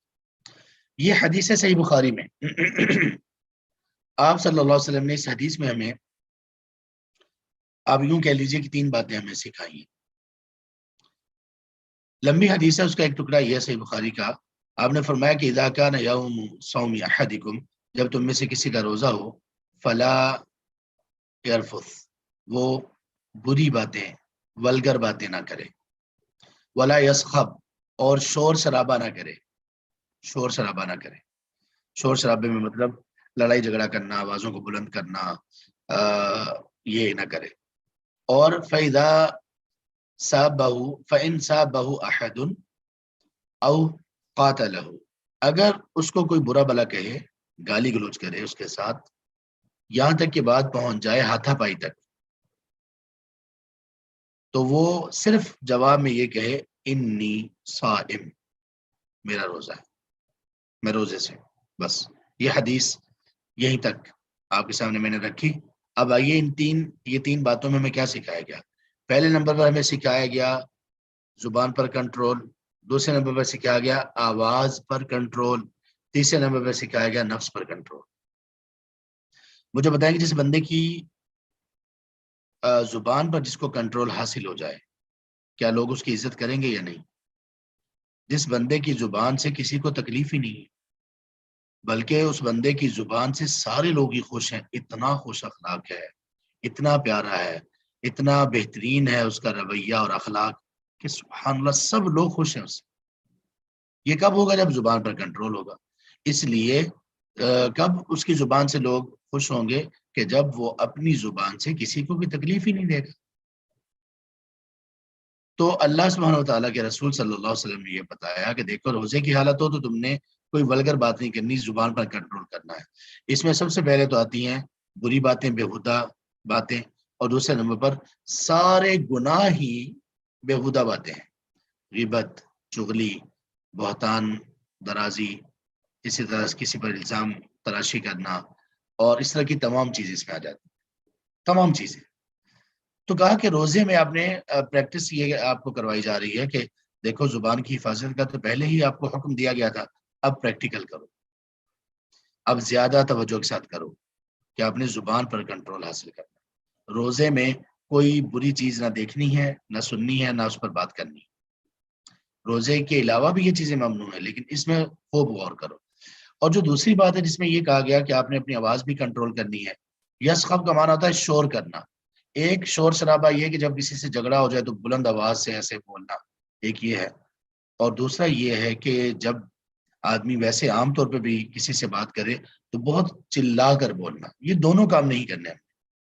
روزہ آپ کو وقار سکھاتا ہے، آپ کی پرسنالٹی کو اس طرح سے ڈیولپ کرتا ہے کہ آپ ہر وہ چیز جو آپ کی شخصیت میں کوئی نقص پیدا کرنے والی ہے وہ آپ کو اس سے دور کر دیتا ہے۔ آپ نے کبھی سوچا کہ آواز پر کنٹرول بھی ہمیں سکھایا گیا، قرآن میں سکھایا گیا۔ لقمان علیہ السلام نے اپنے بیٹے کو جو نصیحتیں کی اس میں ایک نصیحت یہ بھی تھی، وَغْضُضْ مِنْ صَوْتِكَ، بیٹا اپنی آواز کو دھیما رکھا کرو، بیٹا اپنی آواز کو دھیما رکھو۔ اور کہا ان انکر الاصوات لصوت الحمیر، بیٹا یاد رکھو کہ سب سے بری اور مکروہ آوازیں گدھوں کی آوازیں ہیں۔ کیوں؟ اتنی زور سے چلاتے ہیں وہ۔ تو ہمیں آواز پر قابو سکھایا گیا ہے، اور آپ دیکھ لیجئے کتنے گھر ایسے ہیں کہ ان میں لوگ کسی ایک بندے کی آواز بلند ہونے کی وجہ سے پریشان ہوتے ہیں۔ وہ گھر کا سربراہ بھی ہو سکتا ہے، وہ خاوند بیوی کی صورت میں شوہر بھی ہو سکتا ہے، اور کچھ صورتوں میں بیوی بھی ہو سکتی ہے، اور آپ کے آفس میں آپ کے باس بھی ہو سکتے ہیں، کہ لوگ مطلب اس سے جان جاتی ہے کہ کوئی اتنی زور سے بولے۔ تو اس چیز کو کیسے آپ ٹیکل کریں گے، کس طرح سے اس کو امپروو کریں گے کہ میں بھی دھیما بولنے کی کوشش کروں؟ کچھ لوگ تو ایسے ہوتے ہیں کہ آپس میں نارمل گفتگو بلکہ پیار محبت کی گفتگو ایسے کر رہے ہوتے ہیں کہ اگر کوئی تیسرا بندہ سنے تو لگ یہ رہا ہوتا ہے کہ ابھی ایک دوسرے کا سر پھاڑ دیں۔ عادت ہی ایسی بنی ہوئی ہوتی نہیں۔ دھیمے بولیے، دھیمے پریکٹس کیجئے، گھروں میں اپنے بچوں کو بھی کہیے بیٹا آواز کو تھوڑا سا دھیما رکھ کے بات کرو، والیوم تھوڑا سا لو رکھو۔ اور جو لوگ ہم میں سے غصے میں آ جاتے ہیں، گھر کے سربراہ ہیں، کسی گھر میں والد ہے، کوئی والدہ ہے، شوہر ہیں یا بیوی ہیں، ان کے لیے بھی بہترین یہ موقع ہے رمضان کہ اپنی آواز کو دھیما کریں۔ ہے بڑی مشکل بات، یہ ان سب لوگوں کو پتا ہے جو ماشاءاللہ اپنا آپ دکھاتے ہیں آواز کی صورت میں، غراتے ہیں شعروں میں دھاڑ رہے ہوتے ہیں، تو ان کو پتا ہے یہ بڑی مشکل بات ہے، لیکن روزہ کہتا ہے کہ نہیں، آپ اس کو کنٹرول میں رکھو۔ خاص طور پر جب کسی سے گالی گلوچ ہو جائے تب تو بہت کنٹرول میں رکھو۔ آپس میں بات چیت کرتے ہوئے اس کو آواز کو کنٹرول میں رکھو۔ اس کے بعد پھر کہا اللہ سبحانہ وتعالیٰ، اللہ کے رسول صلی اللہ علیہ وسلم نے تیسری چیز کہ جب کوئی بندہ آپ کو گالی دے رہا ہے اور پھر آپ پر ہاتھ بھی اٹھا لیا اس نے، تو جواب میں آپ نے کہنا کہ میں روزے سے ہوں، آپ سب مجھے بتائیں کیا آسان بات ہے یہ؟ آپ سب اپنے آپ سے پوچھیں کہ مجھ میں کتنا اسٹیمنا برداشت ہے۔ یعنی کوئی مجھے گالی دے، میں تو کہتا ہوں ایسے کی تیسے، میں نے بھی ماں کا دودھ پیا ہوا ہے، سارا مجھے دودھ یہیں پہ یاد آتا ہے، بعد میں پتا چلے ڈبے کا دودھ پیا تھا، اما جان نے نہیں پلایا۔ تو ہم کہتے ہیں کہ ہمیں کوئی بندہ بات کرے، خواتین بھی ایسی ہیں، کوئی ایک بات کرے ہم 3 سنائیں گی، ہمیں بھی زبان دے رکھی اللہ تعالیٰ نے، ہمیں بھی بات کرنی آتی۔ تو کسی کے یعنی کوئی بندہ ہم سے اونچی آواز سے بات کرے یہ ہمیں برداشت نہیں ہے، اونچی آواز سے آگے بڑھ کر وہ ہمیں گالی گلوچ کرنا شروع کر دے، اسے تو برداشت نہیں ہوتا، اور اس سے بھی آگے بڑھ کر وہ ہاتھ اٹھا لے۔ اللہ کے رسول صلی اللہ علیہ وسلم نے کہا آپ سے کہنا انی صائم، بھائی میرا روزہ ہے۔ صوم کا لفظی معنی ہوتا ہے، لنگوسٹک میننگ اس کا ہے رک جانا، تو میرا روزہ ہے یہ اس لیے کہا گیا کہ بھائی میں رکا ہوا ہوں، کھانے پینے سے بھی رکا ہوں، لڑائی جھگڑے سے بھی میں رکا ہوں، میں لڑائی جھگڑا نہیں کروں نا، رمضان میں یہ نہیں کرنا میں۔ تو جو بندہ رمضان میں تھوڑی سی اس پر پریکٹس کر لے تو اب دیکھیں اس کی طبیعت میں کتنا ٹھہراؤ آ جائے گا، کتنی برداشت آ جائے گی۔ قتل کیوں ہوتے ہیں زیادہ تر؟ برداشت نہیں ہوتی، برداشت نہیں ہوتی، اور خاص طور پہ جب یہ بات گن وغیرہ تک پہنچی ہوئی ہے تو پھر تو لوگوں میں برداشت نہیں ہے، ذرا سا بس ایک تھوڑی سی حرکت دینی ہے انگلی کو اور اس کے بعد پھر کسی کی زندگی ختم۔ تو برداشت نہیں ہے۔ ہمارا تو یہاں پاکستان میں قومی مسئلہ ہے، اور کئی لوگوں کا، مسلمان کئی کمیونٹیز کا، کئی ممالک کا یہ قومی مسئلہ ہے، برداشت نہیں ہے، بالکل برداشت نہیں ہے۔ دکاندار کے پاس چلے جائیں آپ، پاکستان کی بات کر رہا ہوں، وہاں مجھے نہیں معلوم، آپ 2 3 4 مرتبہ اس سے کہیں گے بھائی یہ نہیں یہ دکھاؤ، وہ غصے میں آ جائے گا، بھائی آپ نے لینا تو لو نہیں تو جاؤ، حالانکہ غصے کی کوئی بات ہی نہیں ہے۔ دکاندار نے آپ سے کہہ دیا کہ بھائی میں اتنے میں نہیں دے سکتا ہوں، آپ غصے میں آ گئے، بھائی کیوں نہیں دے سکتے، وہ فلاں تو دے رہا ہے، سبحان اللہ بھائی، اس سے جا کے لے لو، اسے کی کوئی بات ہی نہیں ہے، چیز اس کی ہے، وہ دے یا نہ دے، آپ کے پاس پیسے آپ کے ہیں، آپ دیں یا نہ دیں، چیز اس کی ہے، وہ دے یا نہ دے، تو کسی جگہ برداشت نہیں ہے۔ اور یہی والی عدم برداشت پھر ہمارے گھروں میں بھی ہوتی ہے، بیوی کی باتیں برداشت نہیں ہے، خاوند کی باتیں برداشت نہیں ہے، اونچ نیچی برداشت نہیں ہے۔ اور اسلام نے سبحان اللہ ہماری تربیت، یہ تو دور کی بات ہے نا، ہماری تربیت تو جیسچرز پر بھی کی ہے، چہرے کے تاثرات پر بھی۔ لقمان علیہ السلام نے اپنے بیٹے کو جو نصیحتیں کی اس میں ایک یہ بھی تھی، وَلَا تُسَعِّرْ خَدَّكَ لِلنَّاسِ، کہ لوگوں کے لیے اپنے رخسار کو مت کھینچو۔ کیا مطلب ہے اس کا؟ رخسار کو کھینچنے کا مطلب یہ ہے کہ بس ہم کسی کے بارے میں یہ رخسار کو کھینچنا نا، اب اس میں ہم بندہ کو کچھ بول نہیں رہا، بندہ کوئی بات نہیں کر رہا، کوئی گالی نہیں دے رہا، کوئی ہاتھ سے کسی کو مار نہیں رہا، بس صرف ایسے، یہ حقارت کی علامت ہے۔ لقمان علیہ السلام نے اپنے بیٹے سے کہا کہ بیٹا یہ رخسار بھی ایسے کر کے نہیں کہتے۔ تو کبھی کبھی گھروں میں لڑائی جھگڑے اسی وجہ سے ہوتے ہیں،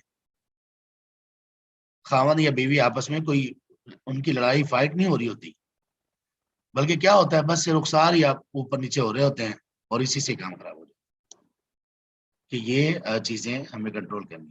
تو روزہ میں یہ سکھاتا ہے، اور آپ دیکھیں کہ اگر ہم یہ 29-30 دن تھوڑا سا اگر ہم کر لیں، کہ تھوڑی سی ہم پریکٹس کر لیں کہ ہم نے اس سے بچنا ہے، تو انشاءاللہ ہمیں برداشت پیدا ہو جائے گی۔ اچھا، باہر لڑائی جھگڑے کی نوبت تو شاید کم آئے، گھر میں داخل ہونے کے بعد ویسے افطاری سے کچھ پہلے ہر بندے کو دوسرے پہ غصہ آ رہا ہوتا ہے، اور خاص طور پر وہ افطاری ہو بھی گرمیوں کی، تو اس موقع پر اس حدیث کا آپ اثر دیکھیں گے اور اس کو وہ دیکھیں گے۔ تو طریقہ اور مقصد کو آپ لوگ سمجھ لیجیے۔ آپ لوگوں کی نماز کا وقت کتنا باقی ہے ابھی، جو بتا دیجیے تاکہ میں اس حساب سے کروں۔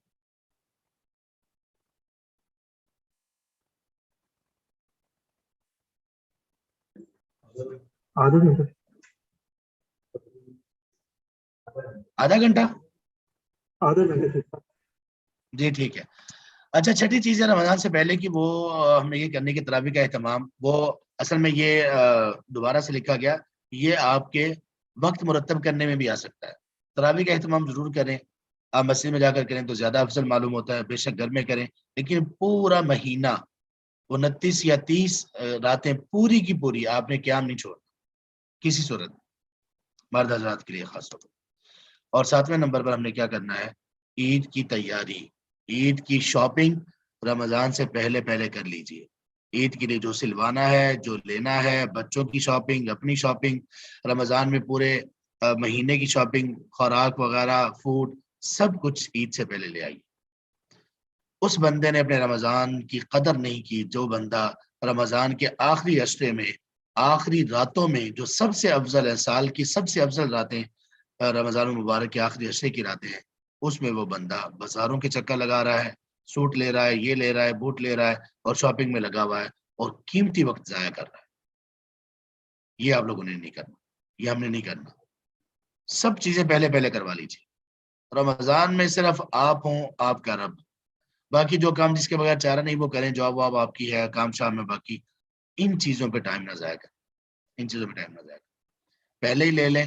یا پھر ہماری ایک آنٹی ہیں، اللہ تعالیٰ ان کو صحت سلامتی کے ساتھ رکھیں، ان کا ہمیں پتہ چلا کہ انہوں نے عید کے لیے ایک سوٹ تیار کر رکھا ہے خاص، وہ صرف عید پر ہی پہنتی، اور یہ نہیں کہ ان کو میسر نہیں، اور بلکہ اس لیے کہ تاکہ اس میں جو وقت لگتا ہے ہمارا وہ نہ لگے، اور خاص طور پہ رمضان وغیرہ اس میں ہم بالکل اچھی طرح سے اس کی رمضان کو توجہ دیں بہترین طریقے سے، اور کوئی کام اس طرح سے ہم نہ کریں۔ تو خواتین کو معلوم ہے کہ جب وہ سلائی کڑھائی میں آتی ہیں تو کتنا پھر وہ اس میں مبالغہ بھی ہوتا ہے، کتنی تیاری ہوتی ہے، بات چیت کتنی ہوتی ہے۔ تو مرد اور خواتین سب اپنی تیاری، عید کی تیاری اور رمضان کی تیاری، کھانے پینے کی، لینے کی، سوٹ بوٹ کی، سب پہلے سے کر لیں، اور رمضان میں صرف رمضان کے وقت۔ اور اسی طرح سے رمضان راشن، وہ بھی عید کی اس میں آ گیا، رمضان راشن اپنے لیے اور دوسروں کے لیے بھی، اگر آپ نے اس میں کوئی مدد کرنی ہے تو وہ بھی پہلے پہلے کر لیجیے۔ یہ رمضان سے پہلے کے کرنے کے کام تھے، یہ اگر آپ کر لیں گے تو انشاءاللہ آپ محسوس کریں گے، فیل کریں گے اپنے دل میں کہ واقعی میں کسی چیز کی تیاری کر رہا ہوں، اور جب رمضان آئے گا تو انشاءاللہ آپ بھرپور طریقے سے گزار سکیں گے۔ رمضان میں کرنے والے کام کیا ہیں؟ سب سے پہلا کام وہی ہے جو پہلے ہم نے بتا دیا، اپنے وقت کی ترتیب لگائیے. آپ نے کب آپ نے قرآن کریم کی تلاوت اور قرآن کو سیکھنا کیسے ہے. قرآن کو سیکھنا رمضان میں ضرور کیجیے، اور کچھ آپ لوگوں کو میسر آئے یا نہ آئے. ہمارا انشاءاللہ سورۃ البقرہ کا اس دفعہ ارادہ ہے، ابھی ایک ہفتے کے بعد شروع ہو جائے گی وہ سورۃ البقرہ، وہ لے لیجیے آپ، یا کہیں سے بھی قرآن سے تعلق سیکھنے کا بنائے. ہم نے انٹینسیو تفسیر کرنی ہے سورۃ البقرہ کی اس سال. پہلے میں دورہ قرآن کرواتا تھا رمضان میں، لیکن اس دفعہ سوچ و بچار کے بعد، مشورے کے بعد یہ ہوا کہ صرف سورۃ البقرہ کریں گے انشاءاللہ. تو اس کے ساتھ آپ جڑ جائیں، یا پھر آپ کوئی بھی چیز لے لیجئے. ہم انشاءاللہ آپ لے لیجئے قرآن سے تعلق. ایک تو تلاوت سے جڑ جائیے، اور تلاوت خاص طور پہ جو کام کرنے والے بھائی ہیں، آتے جاتے ہوئے مصحف اپنی گاڑی میں رکھیں، سگنل پہ گاڑی رکی وہاں پہ آپ قرآن پڑھیں. آفس میں فارغ وقت قرآن کی تلاوت کریں. مسجد میں نماز کے لیے جلدی تشریف لے جائیں، اور اذان کے بعد اقامت سے پہلے قرآن کی تلاوت کریں. تو یہ مقامات ہیں. یہ تو کہ قرآن کی تلاوت کے، اور اس کے ساتھ ساتھ قرآن میں سیکھنا کیا ہے، کیا سیکھنا ہے. قرآن میں دورہ قرآن کرنا ہے، کوئی صورت سیکھنی ہے، کوئی ترجمہ تفسیر کی کلاس لینی ہے، کہاں لینی ہے، کیسے وقت مرتب کرنا ہے، یہ سب ابھی سے کر لیجیے. رمضان کے پہلے کر لیجیے اور اس کو پھر اس طرح سے گزاریے. نمبر 2، رمضان میں فرائض کی پابندی کیجیے. اگر آپ نے رمضان میں فرائض کا، خاص طور پہ نمازوں کے جو فرائض ہیں ان کا خیال نہ رکھا، تو پھر آپ نے رمضان کی قدر نہیں کی، آپ نے رمضان کو ضائع کرنے کی کوشش کی. آپ دیکھ لیجئے کہ نمازیں آپ کو کہاں ہوں گی. اگر آپ کی روٹین ہے آفس جانے کی، ہے کسی بھی جگہ پہ جانے آنے کی، کام پہ، جاب پہ، تو آپ نے یہ دیکھنا ہے کہ میں نے فرض نماز کہاں پہ ادا کرنی ہے، اس میں کوتاہی نہ کریں.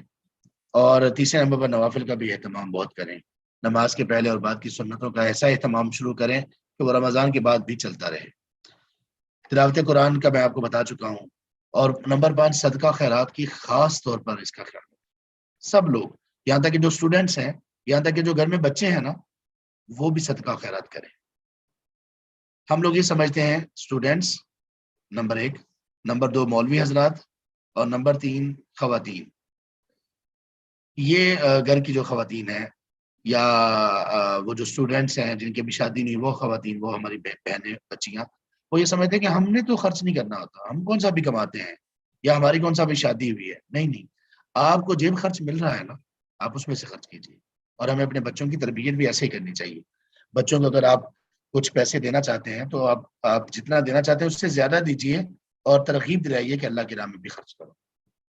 اس طرح رمضان میں بہت زیادہ صدقہ خیرات کیجیے کہ رسول اللہ صلی اللہ علیہ وسلم اس طرح سے کیا کرتے تھے. اذکار کی کثرت کیجیے. اذکار کرنے میں یاد رکھیے کہ ذکر وہ ہے جو آپ دل کے ساتھ اور زبان کی ہم آہنگی کے ساتھ کر رہے ہیں. اور اس کے لیے ضروری ہے کہ آپ جو دعا، جو ذکر بھی کریں، اس کا معنی مفہوم آپ کو پتا ہو. ہم جو کرتے ہیں نا کہ جو دعائیں ہم پڑھ رہے ہوتے ہیں، بہت سارے لوگ بہت ساری دعائیں پڑھ رہے ہوتے ہیں، بلکہ دعاؤں کا وظیفہ کر رہے ہوتے ہیں، لیکن معنی مفہوم پتہ ہی نہیں ہوتا. یہ بڑا عجیب سا مذاق ہے. آپ سب سے پہلے جو دعا یاد کریں عربی میں خاص طور پر، اس کا معنی اور مفہوم پہلے سمجھیں، اذکار کا معنی اور مفہوم سمجھیں، اور پھر کریں. انشاءاللہ ایمان تازہ ہوگا. موبائل سے اجتناب کریں. موبائل سے اجتناب کو آپ اچھی طرح سے سمجھ سکتے ہیں کہ کیا مطلب ہے. فضول استعمال نہ کریں. فضول کا مطلب ہے کہ جس کا کوئی فائدہ نہ ہو. حرام استعمال تو بالکل رمضان سے آگے پیچھے ختم کر دیں. جو وقت ضائع کرنے والا ہمارا معاملہ اس پہ فون پر، وہ ختم کر دیں. بہنیں بھی ختم کر دیں، بھائی بھی ختم کر دیں. فیس بک ہے، اس کو بہت زیادہ استعمال کرنا، اسکرولنگ کرتے رہنا. اسی طرح سے باقی جتنے بھی سوشل مینز ہیں ہمارے پاس، ان سب سے اجتناب کیجیے. ہمارے کچھ بھائی ہیں سعودیہ میں، انہوں نے کہا کہ ہم موبائل کا استعمال بہت کرتے تھے. آپ کو پتہ ہے کہ عرب لوگ بہت زیادہ کرتے ہیں. وہ کرتے تھے. انہوں نے ایک مرتبہ کسی کے شیخ کی نصیحت پر انہوں نے اپنا سوشل میڈیا وغیرہ وہ ختم کر دیا، یا بالکل اس کو لمیٹڈ کر دیا. اور جتنا وقت وہ موبائل پر لگاتے تھے، اتنا وقت انہوں نے قرآن کی تلاوت اور یاد کرنے میں لگا دیا. اور اس کے 6 مہینے 8 مہینے کے بعد کچھ بھائیوں نے رپورٹ دی کہ ہم قرآن حفظ کر چکے ہیں، صرف اس وقت میں جو ہم موبائل پہ لگاتے ہیں. آپ اندازہ کر لیں. کچھ بھائیوں نے کہا کہ ہم لوگ جیسے ہی گاڑی کسی سگنل پر رکتی تو موبائل فوراً نکالتے تھے. اب میں نے موبائل سے صرف ایپ کھولتا ہوں قرآن کی تلاوت کی، اور میں نے صرف سگنلز پر رک کے جو قرآن پڑھا تو اتنے دنوں میں اب قرآن ختم کر لیتا ہوں. سبحان اللہ. تو اس طرح سے ہمیں اپنے موبائل کے ساتھ کرنا چاہیے. تراویح کا اہتمام بھی ہو گیا. لیلۃ القدر کی تلاش اور اس کے لیے اعتکاف، یہ دونوں چیزیں بہت زیادہ ضروری ہیں. لیلۃ القدر پانے کے لیے اس میں ہمارے پاس کوئی رزق باقی نہ رہے، ہمارے پاس کوئی رزق باقی نہ رہے. لیلۃ القدر کے سلسلے میں کسی بھی رزق کو ختم کرنے کے لیے اعتکاف، اور اعتکاف بھی ایسا جس میں موبائل نہ ہو، کوئی بھی ڈائیورژن نہ ہو، کوئی بھی چیز جو آپ کی توجہ کو ہٹا لے وہ اس میں نہ ہو. تو لیلۃ القدر کا بھی خاص مرتب کیجیے پلان کہ کس طرح سے اپنے اس کو لینا ہے، کہاں پہ گزارنا ہے. اور اس میں تنہائی کا ایک پورشن ضرور رکھیے جس میں آپ اللہ سے دعا اور اللہ تعالیٰ سے بات چیت، اللہ تعالیٰ سے عہد و پیما، یا اللہ یہ نہیں کروں گا اور ایسا یہ کرنے کا وعدہ کرتا ہوں خیر کا کام، یہ نہ کرنے کا عہد کرتا ہوں، یہ چیزیں کیجیے. رمضان کے بعد کرنے کی کام عید کی نماز، شوال کے روزے، تو یہ میرا خیال ہے کہ آپ اس پر انشاءاللہ جان لیں گے. یہ سب چیزیں آپ نے اس میں یہ کرنا ہے کہ آپ نے شوال کے روزے ہو گیا، رمضان میں کیے جانے والے اعمال پر استقامت، یہ آپ ضرور کریں. اور قرآن اور اہل قرآن سے تعلق جوڑ لیں، اور دعا کی قبولیت یہ بہت زیادہ آپ کریں انشاءاللہ. تو اس میں بڑی خیر کی بات ہے. یہ چند ایک چیزیں تھیں مختصراً میں نے اس کو تیار کیا تھا. بہت ساری اور چیزیں تھیں وہ فائنل نہیں کر سکا تھا میں. تو مجھے بتا دیجیے، اب ہم کویشچن آنسر لے لیتے ہیں. میرے خیال کوئی 20 منٹ باقی ہے، تو اتنا انشاءاللہ کافی ہے.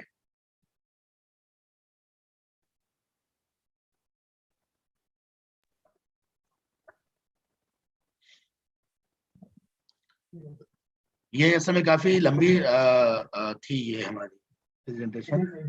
اس میں یہاں تک کہ سحری افطاری کے کچھ اصول ضوابط تھے کہ سحری کیسی کھانی چاہیے، کب تک کھانی چاہیے، افطاری کے متعلق تھے. اور اسی طرح کافی اگرچہ بنیادی چیزیں آ گئی ہیں، اور ان میں ہم نے وہ آیات اور احادیث کو خود ایڈ نہیں کیا تھا کہ بہت زیادہ سلائیڈز بن جائیں گی، تو اس لیے وہ انہی کے دوران ہی ہم نے وہ سب چیزیں تقریباً ڈسکس کرنے کی کوشش کر لی ہے.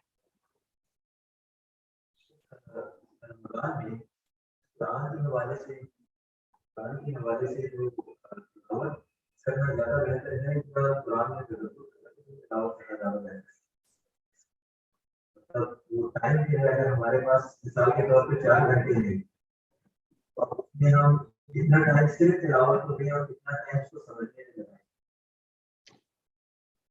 یہ مجھے آواز ٹھیک سے نہیں سنائی دے رہی. جب سوال کرنا ہو تو جو بھی کریں مائک کے قریب آ کے کریں. جی شیخ صاحب، سوال یہ ہے کہ رمضان میں اگر ٹائم کم ہو تو اس وقت جو ہے قرآن کی تلاوت میں زیادہ وقت لگایا جائے یا قرآن پر تدبر کرتے ہوئے کم قرات کی جائے اور اس کو سمجھا جائے؟ دیکھیں، قرآن کریم میں تدبر اصل مقصود ہے. تلاوت بہت ضروری ہے، لیکن وہ تلاوت جو تدبر کے بغیر ہے وہ قرآن کا مقصد نہیں ہے. سورہ صاد میں ہے، آیت نمبر 29 میں اللہ تعالیٰ کا یہ فرمان ہے، اعوذ باللہ من الشیطان الرجیم کے بعد، کتاب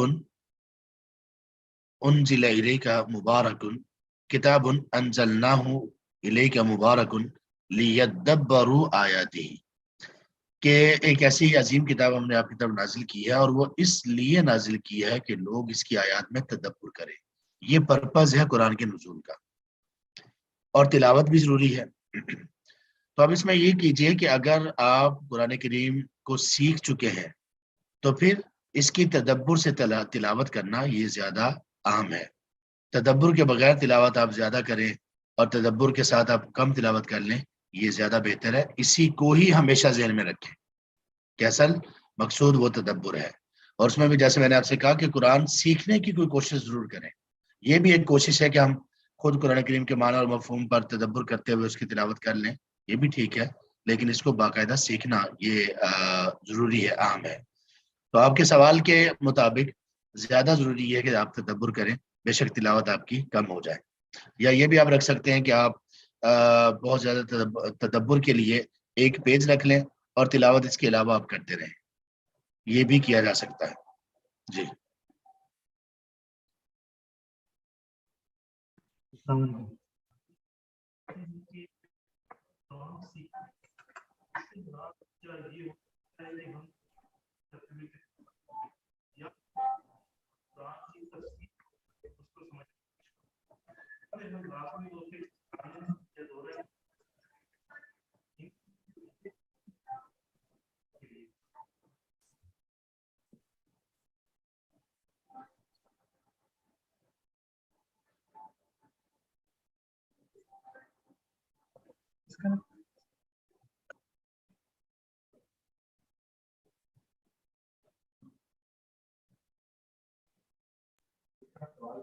शेख साहब एक सवाल किया भाई ने, आवाज आई थी आपको वहाँ पे? नहीं, दोबारा कीजिए।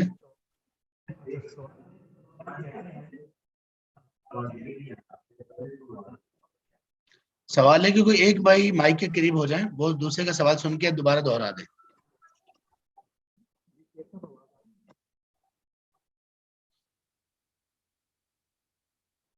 शेख साहब आवाज आ रही है आपको? जी जी बोलिए। शेख साहब, जब आप ये कहते हैं कि कुरान को सीखें, तो इसमें मेरे पास मतलब 3 चीजें आती हैं। पहली चीज तो ये कि क्या हम कुरान को खुद तर्जुमे के साथ पढ़ना शुरू कर दें, या फिर दूसरी चीज मेरे पास ये आती है कि मैं कुरान की तफसीर को पढ़ना शुरू करूं उस पर तदब्बर करने के लिए, या फिर तीसरी चीज ये है कि लाजमी तौर पर मैं किसी आलिम के साथ अटैच हो जाऊं, या मैं किसी दौरा कुरान को उसके साथ अटैच होके मुंसलिक होके उसको समझना शुरू कर दूं। तो मेरे लिए इन तीनों में से कौन सी ज्यादा ऑप्शन बेटर है? देखिए, इसमें सबसे बेहतरीन ऑप्शन तीसरे वाला है कि आप किसी अहले इल्म में से किसी के साथ जुड़िए और कुरान करीम को समझना शुरू कीजिए। सबसे बेहतरीन ये है। जब किसी ने ये वाला काम पूरा कर लिया हो कि वो किसी आलिम के साथ कुरान करीम को एक मरतबा ख़त्म कर चुके हों, तो फिर उसके बाद आपका जो फर्स्ट ऑप्शन है वो भी ठीक है, आपका जो सेकंड ऑप्शन है वो भी ठीक है, दोनों तरह ही ठीक है। आप एक तफसीर पढ़ें शुरू करें, लेकिन पहले आपने किसी से पढ़ रखा हो पूरा, फिर आप किसी एक आलिम की तफसीर को पढ़ें, फिर दूसरे की तफसीर को पढ़ें। इस तरह से आपका वो जो आपने सीखा होगा वो भी आप रिवाइज करते रहेंगे, और इसी तरह से आपका ईमान भी बार बार ताज़ा होगा। और बहुत सारे उलमा जब आप उनको पढ़ेंगे, उनकी तफसीर को पढ़ेंगे, तो ऐसे कुछ उसूल व ज़वाबित और कवाइद और ऐसे कुछ नुकात भी उन लोगों ने जिक्र किए होंगे जो आपने इससे पहले नहीं सीखे होंगे। सबसे बेहतर तो ये है।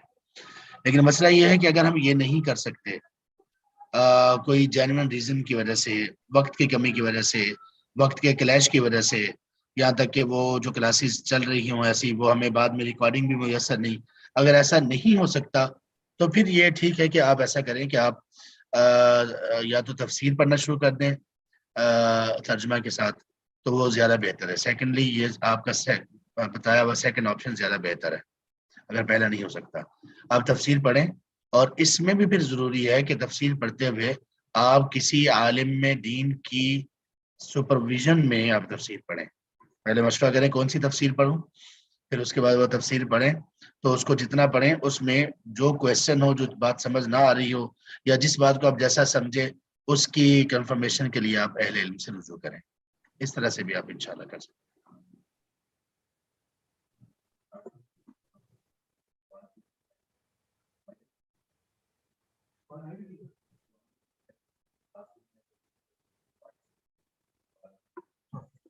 पार्टिसिपेंट में से भी अगर किसी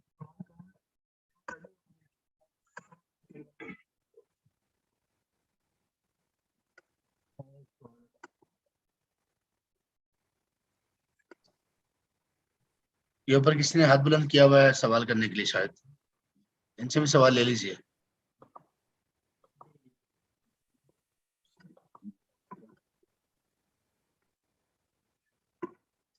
अस्सलाम वालेकुम रहमतुल्लाह। वालेकुम अस्सलाम सलाम। वालेकुम शेख, जी मैं बताइए। तफसीर अकेले में पढ़ रही हूँ, तो पढ़ना चाहिए कि नहीं? जी जी क्यों नहीं, तफसीर को पढ़ना चाहिए, लेकिन जैसा कि मैंने आपको पहले बताया कि अगर आप किसी की सुपरविजन में अगर आप पढ़ें तो इंशाल्लाह इसका फायदा आपको कई गुना ज्यादा हो जाएगा। हाँ, पर कोई लाइक ऐसे नहीं मिलते ना جو وہ تفسیر کراتے ہیں مطلب وہ تھوڑے تھوڑے کراتے ہیں ان کے حساب سے. پھر ہم لوگ گھر پہ پڑھ رہے ہیں, ایکچولی میں گھر پہ پڑھ رہی ہوں اکیلے میں, تو ایسے ہو سکتا ہے جو مجھے سمجھ نہ آئے اس کی کوشچن کر لوں. جی ایسا ہی, یہ سیکنڈ آپشن تھا نا جو ہمارے بھائی نے سوال کیا اس سے پہلے, کہ اگر آپ کسی اہل علم میں سے کسی سے تفسیر نہیں پڑھ رہے تو سیکنڈ آپشن یہ ہے کہ آپ خود پڑھیں, اور اس میں اگر کوئی ایسا کویشچن ہو تو وہ آپ کسی سے کر لیں. تو بہتر ہے کہ جتنا زیادہ کسی اہل علم میں سے کسی کی سپرویژن میں آپ پڑھیں تو زیادہ بہتر ہے.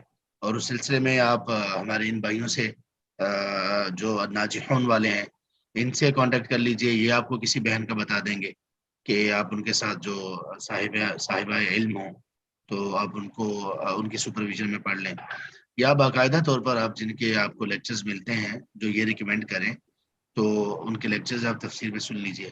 اگر یہ سب ممکن نہیں ہے تو جس طرح سے آپ چل رہے ہیں اس سے پہلے کہ آپ تفسیر پڑھیں اور اس میں جو کویشچن ہو وہ کسی سے پوچھ لیں, یہ بھی ٹھیک ہے انشاءاللہ. اللہ آپ کو برکت دے. بارک اللہ.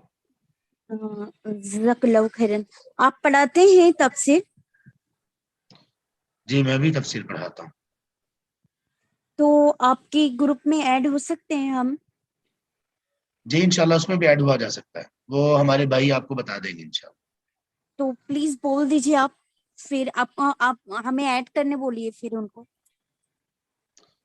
جی ٹھیک ہے انشاءاللہ, جزاک آپ اللہ ان سے خیرن. ان ٹچ رہیے. جی تو کیسے رہیں گے, مینس آپ مجھے ان کو بتا دیجیے میرے کو ایڈ کرنے کے لیے. سلمان بھائی ان کا کانٹیکٹ وغیرہ لے لیجئے آپ, یا آپ کا اگر کوئی گروپ ہے سسٹرز کا اس میں ان کو ڈال دیجئے, تو پھر انشاءاللہ جیسے ہی کوئی اناؤنس ایسا ہوگا ہماری طرف سے تو آپ کو بتا دیں گے, آپ شیئر کر دیجئے گا. جی بالکل شیخ صاحب, ہم ان کو بتا دیں گے, ان سے رابطہ کر لیں گے. اور جی انشاءاللہ. یہ اس ویڈیو کی ڈسکرپشن میں بھی جو ہے نا یوٹیوب کے اوپر آپ کو نمبر ایک مینشن ہوگا, آپ ادھر کانٹیکٹ کر سکتی ہیں انشاءاللہ.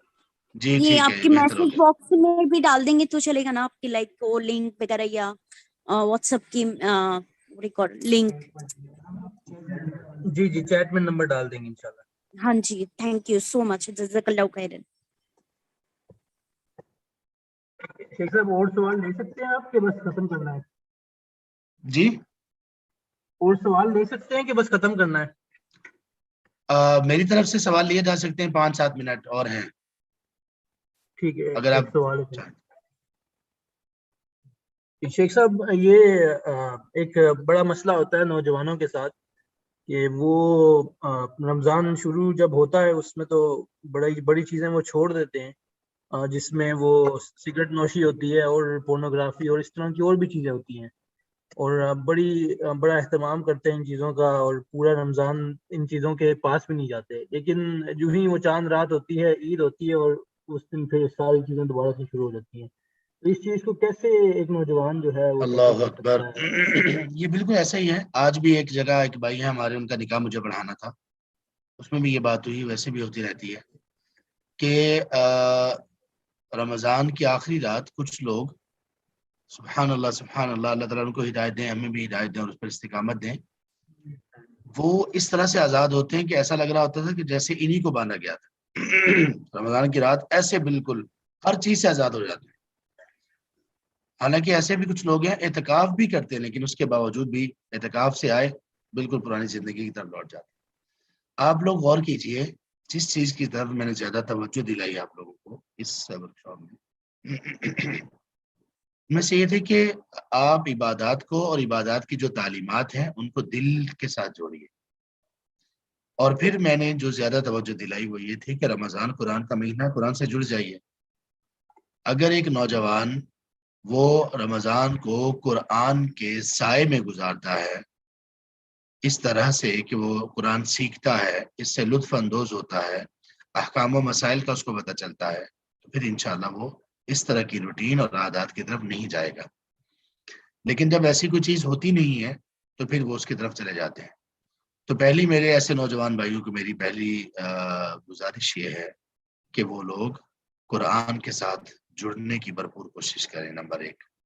نمبر 2, جیسے میں نے آخری سلائیڈ میں یہ لکھا ہوا نا, قرآن اور اہل قرآن سے تعلق, یہ صرف اس لیے لکھا ہے کہ رمضان کے بعد قرآن کی تعلیمات کو, قرآن کی کلاسز کو اور جو لوگ قرآن کی کلاسز کرواتے ہیں ان کو کبھی مت چھوڑیں، دوستی صرف ان سے لگائیں.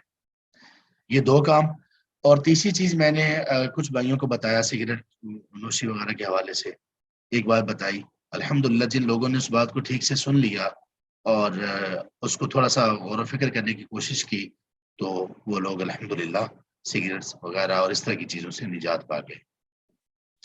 وہ یہ ہے کہ ایک مسلمان کی پوری زندگی اس کا مقصود ہی یہ ہے، پرپز ہی یہ ہے کہ اللہ سبحانہ و تعالیٰ کی ناراضگی، غصے، غضب اور اللہ کی نار جہنم سے بچ جائے. ہم عبادت کیوں کرتے ہیں؟ اسی وجہ سے کرتے ہیں کہ اللہ کی رضا ملے، اللہ کی ناراضگی سے نجات پا جائے. سورہ السجدہ میں ہے، آیت نمبر 16 ہے، اللہ فرماتے ہیں یدعون ربهم خوفا وطمعا. تہجد گزار لوگوں کی بات ہو رہی ہے کہ وہ لوگ جب تہجد میں کھڑے ہوتے ہیں تو اللہ تعالیٰ کو خوف اور طمع کے ساتھ پکارتے ہیں، یعنی ڈر بھی ہوتا ہے اور ایک طرح کی لالچ بھی ہوتی ہے، ایک طرح کی وہ خواہش بھی ہوتی ہے اللہ تبارک و تعالیٰ سے کچھ لینے کی. ڈر کیا ہوتا ہے کہ اللہ ناراض نہ ہو جائے، اس سے ڈرتے ہیں. اور خوشی کیا ہے، طلب کیا ہے؟ وہ یہ ہے کہ اللہ تعالیٰ ہمیں ریوارڈ عطا کرے، اللہ تعالیٰ ہمیں اپنی رضا عطا کرے. اور جنت اللہ کی رضا بھی ہے، اللہ کی رحمت بھی ہے، اللہ کا ریوارڈ بھی ہے. کچھ لوگوں نے یہ کہا کہ نہیں میں عبادت اللہ سے کوئی اجر لینے کے لیے نہیں کروں گا. یہ قرآن کے خلاف ہے، یہ بات قرآن کے خلاف ہے. اس لیے کہ بھائی اللہ کی رضا کے لیے ہم نے عبادت کرنی ہے نا، تو اللہ سے ہی ہم ریوارڈ چاہتے ہیں، کسی اور سے تو نہیں چاہتے. اور اللہ خود کہتے ہیں کہ مجھ سے مانگو.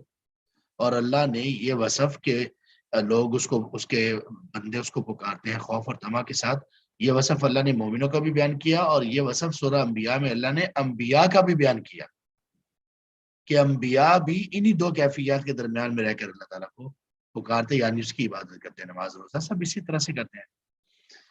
تو ان کو آیت میں کون سی سناتا تھا؟ ان کو میں کہتا تھا اس آیت پر غور کرو یار، دیکھو ہماری نمازیں، روزے، ہماری ساری نیکیاں، ان کا مقصد کیا ہے؟ اللہ کی رضا اور اللہ کی رضا کو پانا اور غصے سے بچ جانا. اب یہ جو سگریٹ نوشی ہے اور یہ چیز جو آپ اپنے لیے پسند کرتے ہو، قرآن کریم میں سورہ الرحمن میں ہے، اس کے تقریباً مڈ میں اللہ تعالیٰ نے فرمایا کہ یرسل علیکم شواظ من نار ونحاس فلا تنتصران. یہاں پہ جہنمیوں کی خوراک کا، جہنم میں جو لوگ چلے جائیں گے العیاذ باللہ، اللہ اپنی رحمت سے ہمیں اس سے بالکل بچا لیں، وہ لوگ جو جہنم کا ایندھن بننے والے ہیں ان کے بارے میں اللہ تعالیٰ نے فرمایا یرسل علیکما، اے جنوں اور انسانوں کی جماعت، جہنم میں پھر تم لوگوں پر آگ کے شعلے اور دھواں چھوڑا جائے گا اور پھر تمہاری مدد نہیں کی جائے گی، تم کسی طرح سے کوئی مدد حاصل نہیں کر سکو. یہ جو دھواں ہے اور یہ آگ ہے، ایگزیکٹ سگریٹ میں یہ دونوں چیزیں ہیں، یہ تو جہنمیوں کی خوراک ہے اللہ نے بتائی. تو آپ کے دل میں ایمان ہے، جب دل میں ایمان ہے اور عمل صالح کا بھی آپ کو شوق ہے، آپ روزے رکھتے ہو، آپ نمازیں پڑھتے ہو، تو پھر کس طرح سے آپ وہ چیز اپنے لیے پسند کرتے ہو کہ جس چیز سے بچنے کے لیے ہم سب کچھ کر رہے ہیں؟ یہ تو بڑا تضاد ہو جائے گا. تو جن لوگوں نے یہ بات سمجھ لی الحمدللہ، ان لوگوں نے، بہت سارے لوگوں نے اس عادت کو ترک کر دیا. اور سبحان اللہ، جو اس کو سمجھنے کی کوشش نہیں کرے گا تو اس کا ایک مرحلہ، ایک وقت تک تو یہ ہوگا کہ وہ رمضان میں ان چیزوں سے بچا رہے گا، لیکن پھر کچھ لوگ ایسے بھی نادان ہیں، وہ رمضان میں بھی پھر ان چیزوں سے نہیں بچ پاتے اور کوئی پھر اس سے آگے بڑھ کر ایسے بھی ظلم کرنے والے بن جاتے ہیں کہ وہ روزے ہی نہیں رکھتے، صرف اس چیز کی وجہ سے کہ ان کو برداشت نہیں. تو اللہ کے لیے اس کو شروع میں ختم کرتے ہیں. اپنے نوجوان بھائیوں سے میں کہتا ہوں مومن کے لائق نہیں کہ اس کی زبان، اس کے منہ میں ایسی گندی چیزیں، بدبودار چیزیں وہ اس کے حلق سے نیچے اترے ہیں، اس کے منہ تک رہیں. پیاز کھا کر ہمیں مسجد میں جانے سے روکا گیا ہے، تو سگریٹ کی بو تو اس سے کہیں زیادہ ہوتی ہے. اگرچہ اس کو ہم کچھ اور ایسا کھا کے اپنے منہ کی وہ بو ختم کر لیں، لیکن اللہ کو بہتر پتا ہے کہ ہم کیا کر رہے ہیں. اس لیے رمضان میں قرآن اور اہل قرآن سے ایسا تعلق جوڑیے کہ بعد میں بھی چلتا رہے. انشاءاللہ بہت ساری برائیاں ختم ہو جائیں گی اور بہت ساری خیرات ہمارے اندر آ جائیں گی.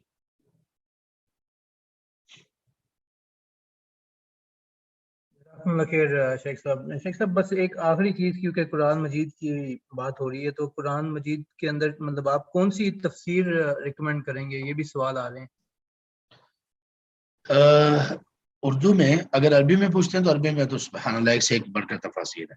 تفسیر السعدی سے شروع ہو جائیے، شیخ علامہ عبد الرحمن بن ناصر السعدی کی تفسیر ہے، بہترین تفسیر ہے، مختصر ہے، بہترین ہے۔ اس کے بعد ان کے ایک شاگرد کی تفسیر شیخ محمد ابن صالح العثیمین رحمہ اللہ کی تفسیر بہت اعلیٰ تفسیر ہے۔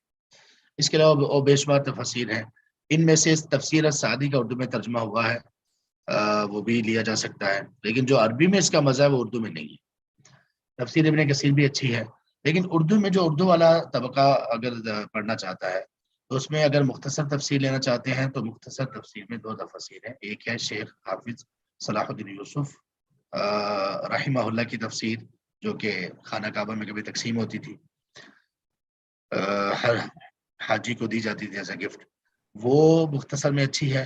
اور ایک اور تفسیر ہے حافظ عبدالسلام بن محمد کی تفسیر، وہ مختصر بھی ہے ایک والیوم میں، اور اصل جو تفسیر ہے وہ 4 والیومز میں ہے۔ یہ بہت عمدہ تفسیر ہے، بہت عمدہ تفسیر ہے، سبحان اللہ۔ یہ جو شیخ اور استاذ ہیں انہوں نے اپنی زندگی کے کوئی 50 سال صحیح بخاری پڑھانے میں گزارے ہیں اور قرآن کی تفسیر پڑھانے میں گزارے ہیں، تو آپ جب ان کی تفسیر پڑھیں گے تو آپ کو پتہ چلے گا کہ واقعی سبحان اللہ کوئی بہت بہترین نچوڑ انہوں نے نکالا ہے، تو بہترین ہے۔ اور حدیث پڑھانے والا شخص یا حدیث کا علم رکھنے والا شخص ہی قرآن کی تفسیر بہترین کر سکتا ہے، کوئی دوسرا نہیں کر سکتا۔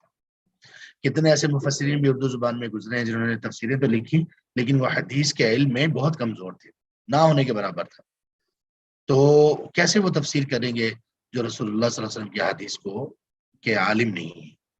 تو حدیث کا علم بھی ضروری ہے۔ اس اعتبار سے یہ جو تفاسیر ہیں یہ بہت اچھی ہیں۔ اس کا نام جو حافظ عبدالسلام بن محمد کی تفسیر ہے اس کا نام ہے تفسیر القرآن الکریم، تفسیر القرآن الکریم اردو میں ہے۔ اسی طرح سے عبد الرحمن کیلانی صاحب ہیں، ان کی تفسیر ہے تیسیر القرآن، وہ بھی عمدہ تفسیر ہے، کچھ عرصہ پہلے لکھی گئی۔ تو یہ کچھ تفاسیر ہیں، انشاءاللہ یہ بہت مفید رہیں گی اردو زبان کے لیے۔ جزاکم اللہ خیر شیخ صاحب۔ بارک اللہ فیکم۔ آخر میں پھر اسی دعا پر بات کو ختم کرتے ہیں کہ اللہ تعالیٰ ہمیں عمل کے بندے بنائے اور اللہ تعالیٰ ہمارے دلوں میں ایمان کو جاگزی کر دیں، ایمان کو زندہ کر دیں، دل ہمارے منور ہو جائیں ایمان کی وجہ سے، اور ایسا ایمان ہو کہ جو ہمیں عمل پر کھڑا کر دے، اور اللہ تعالیٰ اس پر ہمیں استقامت دیں، اور اللہ ہمیں واقعی دنیا اور آخرت میں الناجحون میں شامل کر دیں۔ اور ہمارے ان بھائیوں کو جنہوں نے یہ سب ارینج کیا، بلکہ اس کی ابتدا کی اس الناجحون کی، تو اللہ تعالیٰ ان سے قبول کریں اور ان کے دلوں کو ایمان اور اخلاص سے بھر دیں اور ان کو لوگوں کی ہدایت کا ذریعہ بنائیں، اور اللہ تعالیٰ دنیا کے ساتھ ساتھ آخرت کی خیر سے بھی ہمیں اور ان بھائیوں کو اور آپ سب کو کبھی بھی محروم نہ کریں، اور اللہ تعالیٰ ہمیں انتہائی خیر اور انتہائی صحت سلامتی اور ایمان کی سلامتی کی بہترین حالت میں اللہ تعالیٰ ہمیں رمضان میں داخل کریں، اور رمضان سے فائدہ اٹھانے کے اللہ ہمیں بھرپور توفیق نصیب کریں، اور اس طرح سے رمضان سے ہمیں اللہ تعالیٰ رمضان ہم سے رخصت کریں کہ اللہ تعالیٰ ہم سے راضی ہو چکے ہوں اور اللہ ہمیں ان لوگوں میں شامل کر چکے ہوں جن لوگوں کے بارے میں اللہ تعالیٰ نے یہ لکھ لیا کہ یہ لوگ آگ سے جہنم سے آزاد کر دیے گئے ہیں، اور اللہ تعالیٰ ہمیں اپنی رضا عطا کر دیں، ایسی رضا عطا کر دیں کہ جس کے بعد کبھی بھی اللہ تعالیٰ کی ناراضگی کا کوئی بھی خدشہ باقی نہ رہے۔ آمین یا رب العالمین۔ سبحانک اللہم و بحمدک، اشہد ان لا الہ الا انت، استغفرک و اتوب الیک، والسلام علیکم ورحمۃ اللہ وبرکاتہ۔ وعلیکم السلام ورحمۃ اللہ وبرکاتہ۔